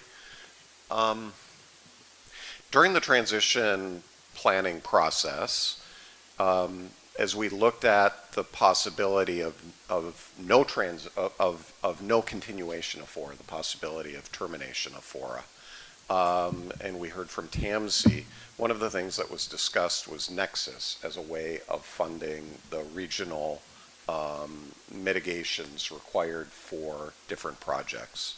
I guess what I'm wondering is, it seems like we're making this really complicated, and I'm wondering why it isn't that just each jurisdiction would assume transportation and other mitigation responsibilities as they do development going forward, and fund them based on Nexus. On the first item, we'll get the transportation study out to the board. On the second item, that is possible. They can take those roadways off of the list of the CIP, but if they do that, then they don't have a CFD replacement to be able to fund them. So that's really meant to be able to help size the CFD replacement. TAMC did develop their Zone 5 impact fee, and that is done on a Nexus basis. Mike Zeller is here, could probably answer more questions and specificity to TAMC. And the remaining CFD replacement is really for those base-wide costs that no one entity really wants to take on and pay for. I'm sure Marina would be willing to take on its own roads, but Marina is not willing to take on the entirety of funding the HCP. So we have to figure out how are we going to do that. The CFD replacement will tell you on a per house basis how much needs to be generated to be able to replace the CFD and to raise those funds. Any other questions from board members? All right, any member of the public with comments or questions on this item? All right, seeing no one coming forward, I'll bring it back to this board. I do just want to say that there was some language in this board report that created some concern at the county level, and it seems to be suggesting that there is some legal obligation to complete projects in the CIP. We had a lot of discussion about that last year, and the end result was that the TPIA language was modified to make it clear that the construction of any new roads in particular would be driven by the development needs and the assessments and the environmental impact or environmental review that are made at the time when the road is needed, and of course whether there's money available. So I just was concerned when I saw this language, and apparently county staff were as well. So we don't really know what the future holds, and we still have a ways to go before full build out, and the base plan CIP at that point, 15, 20 years in the future, would be 40 years old or so, and perhaps out of date. So I think it's important that we understand that it doesn't go forward, and any language that staff put into this memo really has no legal bearing on how the TPIAs are to be interpreted in the future. I just appreciate being able to make that comment. All right, anything else on this item? With that then, thank you for this, and we will move now to 7D, post-FORA employee health benefit options. Mira Park gets to do that, I guess.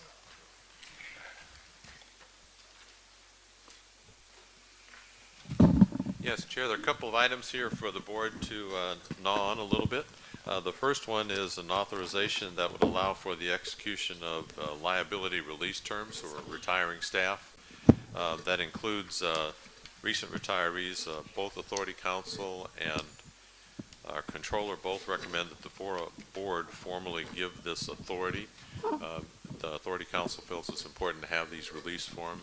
It protects the board and others from future liabilities, and so we want that authorization. The second item has to do with approving health reimbursement account.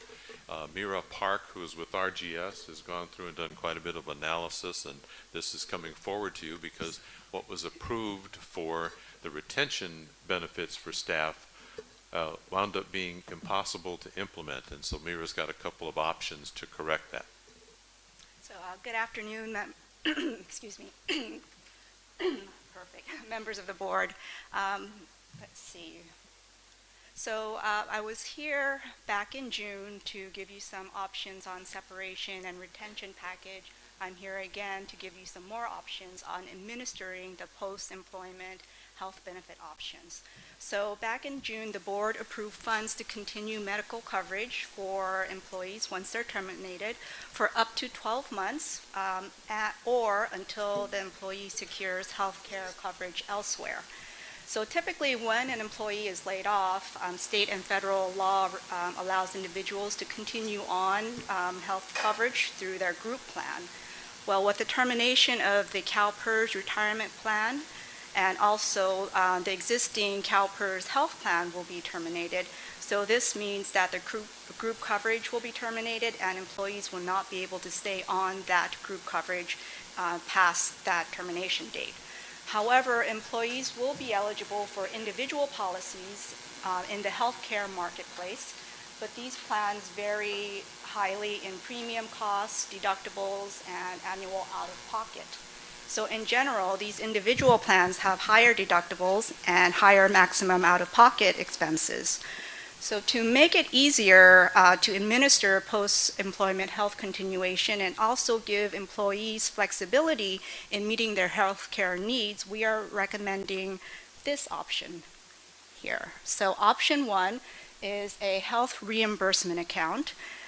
It's called an HRA for short. It's an employer-funded account that is set up for each employee where employees can use the funds to pay for not only medical premiums but also out-of-pocket expenses like copay, coinsurance, and prescription drugs.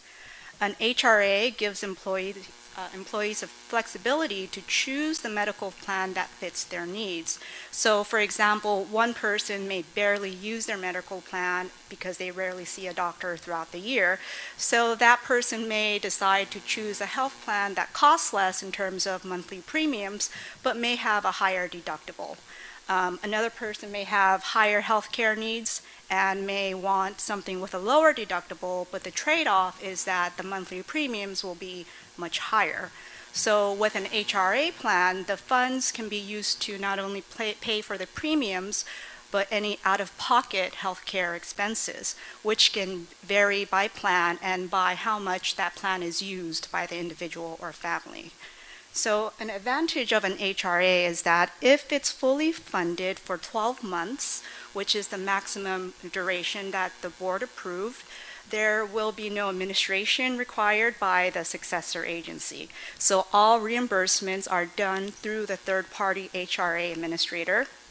The disadvantage is that if an employee gets coverage prior to 12 months, the funds cannot be recovered. So in that sense, it may cost more because the presumption is that we think employees will get a job with health care coverage before that 12 months is up. So, however, those are some of the main considerations for option 1, but it does provide a lot more flexibility for employees and also reduces administration overhead. So one other option within the HRA, instead of funding it 12 months, it is possible to fund it quarterly. But that does require a little bit more administration by the successor agency because someone needs to check with the employees to see if they have medical or don't have medical and then send the funds to the HRA administrator quarterly. Okay. The other option is to do a monthly reimbursement method. So this option gives more control on stopping the reimbursement of health care premiums once the former employee obtains coverage elsewhere.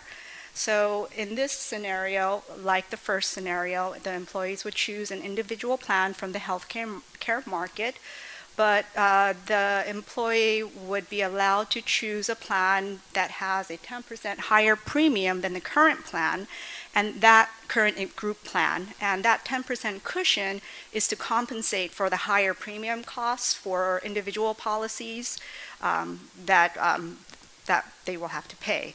So in terms of administering this option, it would look like this. The former employee pays the premium from his or her own pocket to the carrier and submit proof of payment to the successor agency for reimbursement on a monthly basis. And the successor agency cuts a check and sends it to the former employee. So as you can see, this option would require more administration and less flexibility on how employees can use the funds, because they have to, they can only use it to purchase a plan. They can't use the funds for reimbursement of high deductibles or co-pays that may be associated with that plan. So we are recommending the first option of setting up an HRA. It provides more flexibility to the employees on choosing the plans that meets their needs and requires less administrative overhead to the successor agency. So I can answer any questions at this time. Questions from board members? Yes, Director Gagliotti and then Director Morton. On the option one, is my understanding that at the end of the year there is no more, if there's any balance, if a former employee did not use all the resources that were allocated to them, they're not paid out that balance, it just goes away? It stays in that HRA account for that individual, and they can use it at a later, whatever is put into that account, that's all they have to use for paying health care expenses. Did I get your question? And if they don't use it, what happens to that balance? It stays there for them to use, basically. It stays there indefinitely up to a certain, as long as that HRA account is active, and there is, as long as it's active, that amount stays there for that employee. So basically, how long is it active? I guess that's probably what's the term? You can set up an HRA plan and to last for 2, 3, 4, 5 years. I looked at it for a 5-year term, because if there are funds, if they get insurance elsewhere and there are funds there that they're not using to pay medical premiums with, they can use it for co-pays and other medical expenses for up to 5 years. Great, okay. That's interesting. Yes, I did have a question. Yes. So my understanding in the benefit that was being given is you got health insurance for so many months. It varied depending on how long you stayed, correct? Yes. So if you set up this HRA, then... Actually, it did not, how long the employee receives medical reimbursement or medical continuation after they're terminated doesn't vary. So what was everyone receives up to 12 months of medical coverage, or until they find a job with medical coverage that they'll... So under Model 1, how do you know if someone has obtained alternative coverage? Under Model 1, we're saying we don't need to know that. This is the funds that were set aside to provide continuation of medical coverage for you for up to 12 months.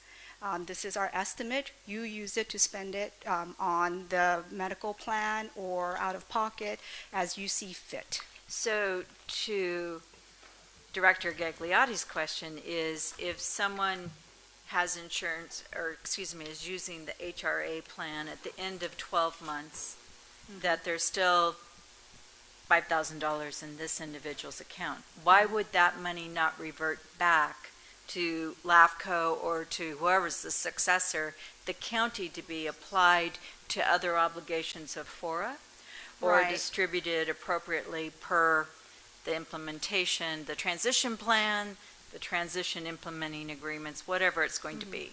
Right, and that is the way the nature of HRAs are set up. It's funded by the employer.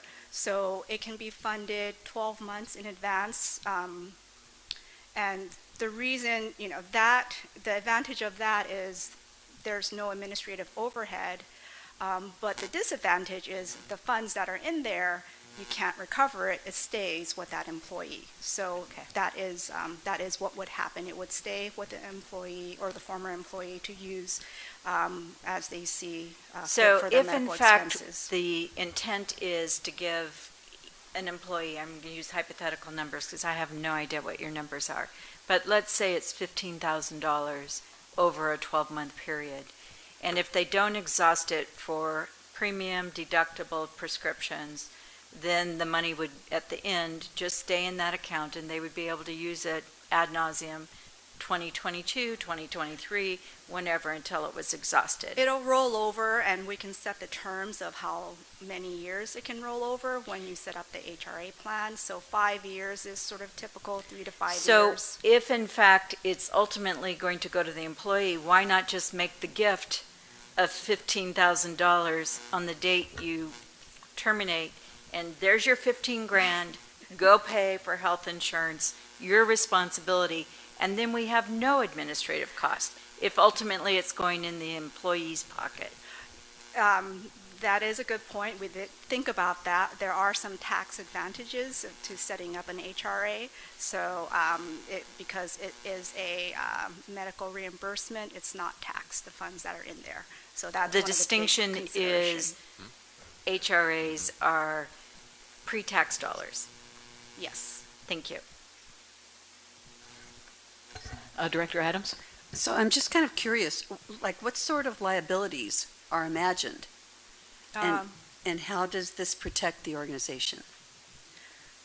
So the health reimbursement, continuation of health reimbursement was part of the retention and separation package. So it was to incentivize employees to stay as long as they possibly can with FORA, and also giving them a little cushion so that when they are laid off, they'll be able to not have to worry about their medical insurance while they're looking for work.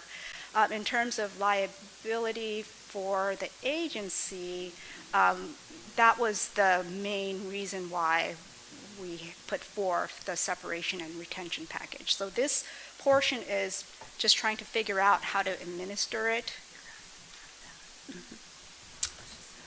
I had a question. It mentions a successor entity. Who is the successor entity? So it would be the agency that takes over all of the administrative functions of FORA once FORA dissolves in 2020. So Other duties as assigned goes to the county. Great. If the county agrees, I guess. Okay, any other questions from board members? Yes, I just had a follow-up. Yes. Director Adams asked the question, and I have the same question. The release of liability agreements with retiring employees, that is the question, is what is the exposure of liability, not with regard to your I see what you're HRA? saying. Because I don't understand Right. what you're asking. Oh, right. Sorry, I was addressing the wrong topic. Michael? Well, this was recommended by RGS in particular. We had retiring employees. It does not affect the executive officer because he has a contract which is separate. We don't know that there's going to be other retiring employees, although there may be some because there are folks that are at an age where they're eligible to retire. But both the Authority Council and RGS recommended that for retiring employees that we get these agreements that essentially provide a release of liability. Yes. Is there any member of the public who'd like to comment or ask a question on this item? All right, seeing no one coming forward, we get to make a choice between option 1 or option 2. Is there any? Yes, Director Garfield. Or option 3, which is provide them with the funds from the get-go. And let it go. Yeah. And I recognize that it is tax advantageous to put it in an HRA, but it's also more money than many would have been receiving anyway. And who are we to say that people might not want to pay for groceries when they can't find a job in 6 weeks. I support the idea of providing a more flexible, more robust package than we were doing. Our compensation per week worked, I considered to be low. This is an opportunity to look at this again, and I would appreciate making a third option. Okay, now we have magical 3 on the table. So Director Phillips and then Director Ramers. I just have a question. How many people are we talking about, and how much money are we talking about? 6. There's 6 remaining staff eligible for this program. And so 12 months of medical for the 6 staff comes out, medical, vision, and dental comes out to about $126,000. So the initial estimate for the separation and retention package made an estimate of $250,000 for the staff that were present at that time. But since that time, there has been more resignations. So the 6 remaining staff, if we look at the calculation for that, it comes out to $127,000. So it's a lot less from the initial budget, but it's still a chunk of change. Yes, Director Ramers and then Director Hoffa. Just for clarification, the tax, it would be the employee who would be taxed if we give them the full, just for clarification. Yes. That seems to me, since we don't even know who the successor agencies are going to be going forward, or agency, that sounds like a very practical way to go. Or to limit it to 1 year pay rather than $126,000, if we could estimate what the 1 year would be for the 6 people. To the chair. Hoffa, oh, sorry. Yes, Director Hoffa, did you have a question? I've got a comment, if Okay. it's appropriate. Yep, that's fine. And then Director Oglesby. So I would just like to move approval of recommendation 1 and recommendation 2.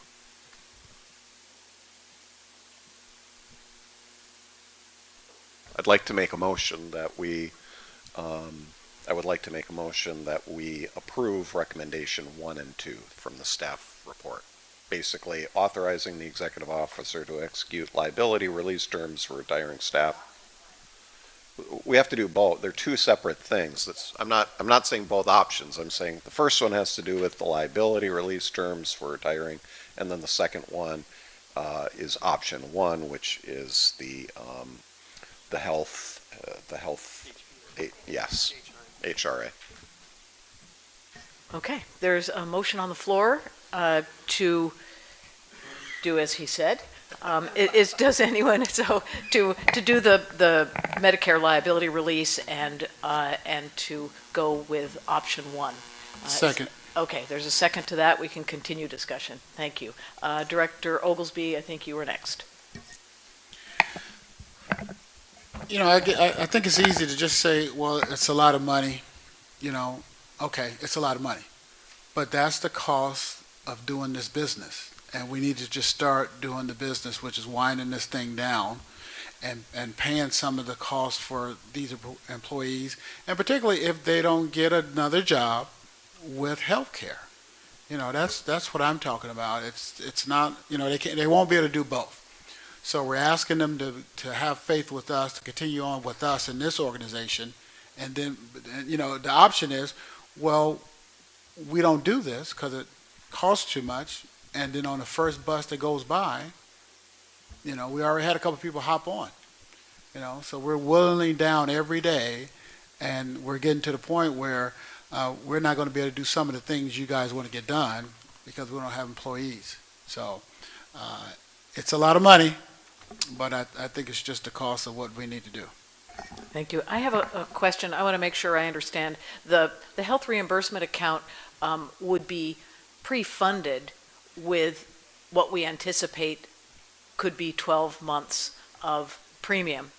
But someone might not use up that full amount in a year or even a year and a half, or we don't know how long it's going to take each employee to use their allocation. Exactly. And it seems to me, I think you said that there would not be an administrative overhead, or here it says low or no. So the third-party administrator would take this on with no particular overhead? Actually, the third party, it would cost $6,500 to set up the HRA program and to have it run for 5 years. So that's just a flat fee that you pay up front, and then the administrator takes care of the rest for 5 years. So Director Garfield brought up option 3 of just a lump sum for the employees. If the board wishes, we can go back and speak with the employees to see if this is also an option that would be of interest to them, and come back at the next meeting to present the sentiments of the staff and go over these options again.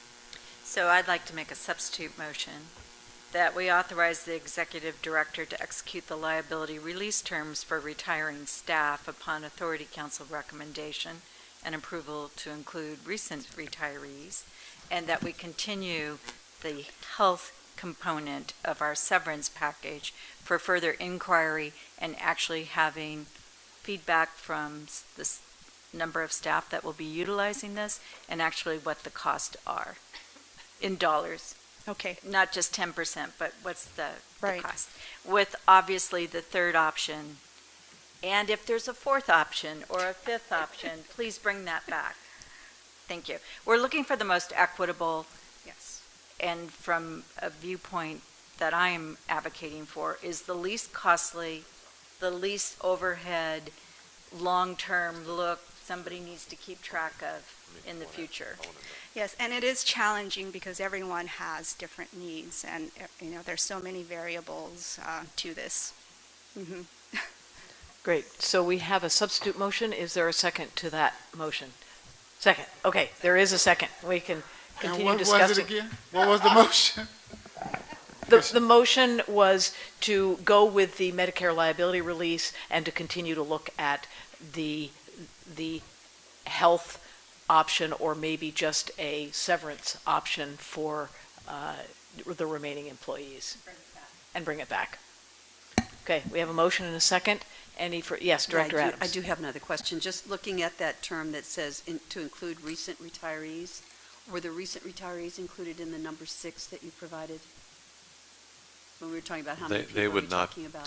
they are not, that would not apply to them at all. That was only for number 1 recent retirees were Steve Ensley and Robert Norris. We've already done that. This is authorizing the liability releases that we have. So it doesn't have anything to do with the HRA then? Okay, thank you. Good. Yeah. All right. Any other questions, comments? Yes, Director Cagliotti. I just have one comment, and I just appeal to those of you who just think back when your kids were teenagers, and I'm just now going through this right now, is at working age, it would be nice to have an account that's there that has, say, $21,000 worth of value for the next 5 years to pay for braces, to pay for, broken arms, and both of these things that are very relevant right now, especially if you are, a young family, in a young family. And I would imagine these 6 people are, have younger families if they're still working.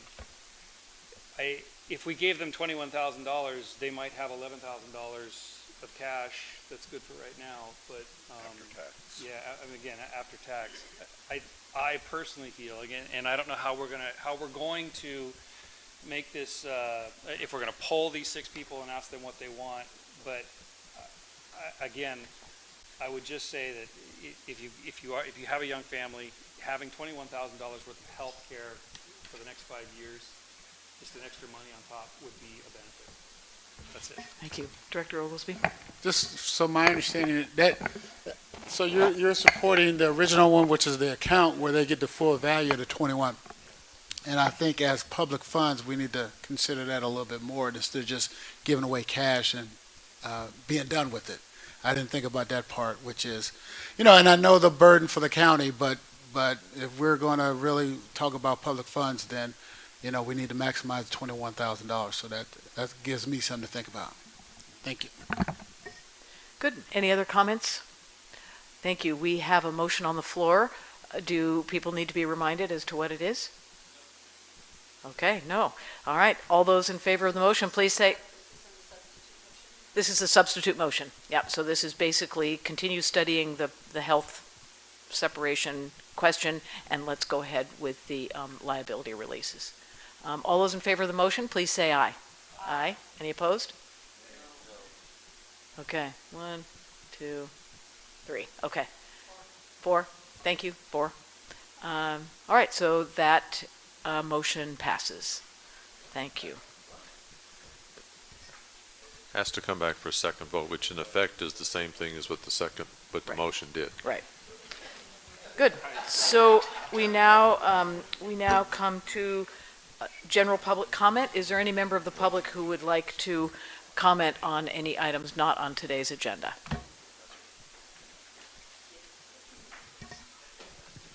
Hi, there's a lot of people here know who I am, a lot of people don't. I'm Sid Williams, and my main issue is veterans issues, and I'd like to speak just for a moment about something that Mayor Oglesby alluded to, and a little bit Ms. Flint alluded to in her comments as well. And I know that as FORA goes through this transition plan struggle, there is no particular concern in that plan other than the MOU about the endowment parcel for the cemetery. But FORA has been, for a long time, excuse my voice, a really strong supporter of the veterans' issues. I guarantee you the cemetery would not be here without FORA's help. The clinic may not have ever happened without FORA's help. FORA created the Veterans Issues Advisory Committee several years ago to help the veterans get their concerns about activities happening on Fort Ord, Old Fort Ord, in front of the FORA board so that you could consider them and consider their importance and how to move forward and help the veterans community figure out how to move forward. We're not politically astute. So as I understand now that committee will go away with FORA goes away, and I understand that there's no successor committee in the FORA transition plan, and there's not going to be one in the FORA transition plan. I understand that. Don't like it, but I understand it. But I encourage you to consider a public document, a public statement somehow that goes hand in glove with your departure, that says somebody needs to take up the sword and provide for what the VIAC provided for the veterans community. Everybody sees about the $6.4 million we just got to build phase 2, and that's marvelous. Because in about 2 years when that's done, we'll be able to take care of all veterans, not just veterans who would be cremated. But remember, that's phase 2 of 11, so there's 9 more to go. There are issues with the state about funding the cemetery and future expansions. There are issues with the federal government about that clinic over there. That's the leased building. And when that lease is up, there's nothing that says VA is going to say, well, the veterans are all dying down there, we don't need any more of this, we'll just get out of here. But that may not be the case, and so there may be a need for people to deal with the federal government locally here. There certainly is a need for the veterans to deal with their local jurisdictions that have land use out here on Fort Ord Marina and Seaside and Delray Oaks in the county. And I'm almost 74. I am one of the youngest active veterans in this county. So I'm not going to be here a whole lot longer either. I'm just not as old as Jack Stewart and James Bogan. If you could wrap up, So your time is up. it's important that you emphasize to the future that there needs to be some agency responsible to help that community deal with its government, and I appreciate that. Thank you. Thank you. Any other member of the public wishing to address this board on items not on today's agenda? Seeing no one coming forward, any items from members? I note that we have a flyer on the dais about a ribbon-cutting ceremony at Seaside High School. Not tomorrow, but the following Saturday, so you have time to plan. We are going to adjourn, and there's been a request to adjourn in honor or in memory. So, Michael, would you? In memory of Laura Vadari's mother, who passed away 2 days ago. Thank you. And with that, we are adjourned.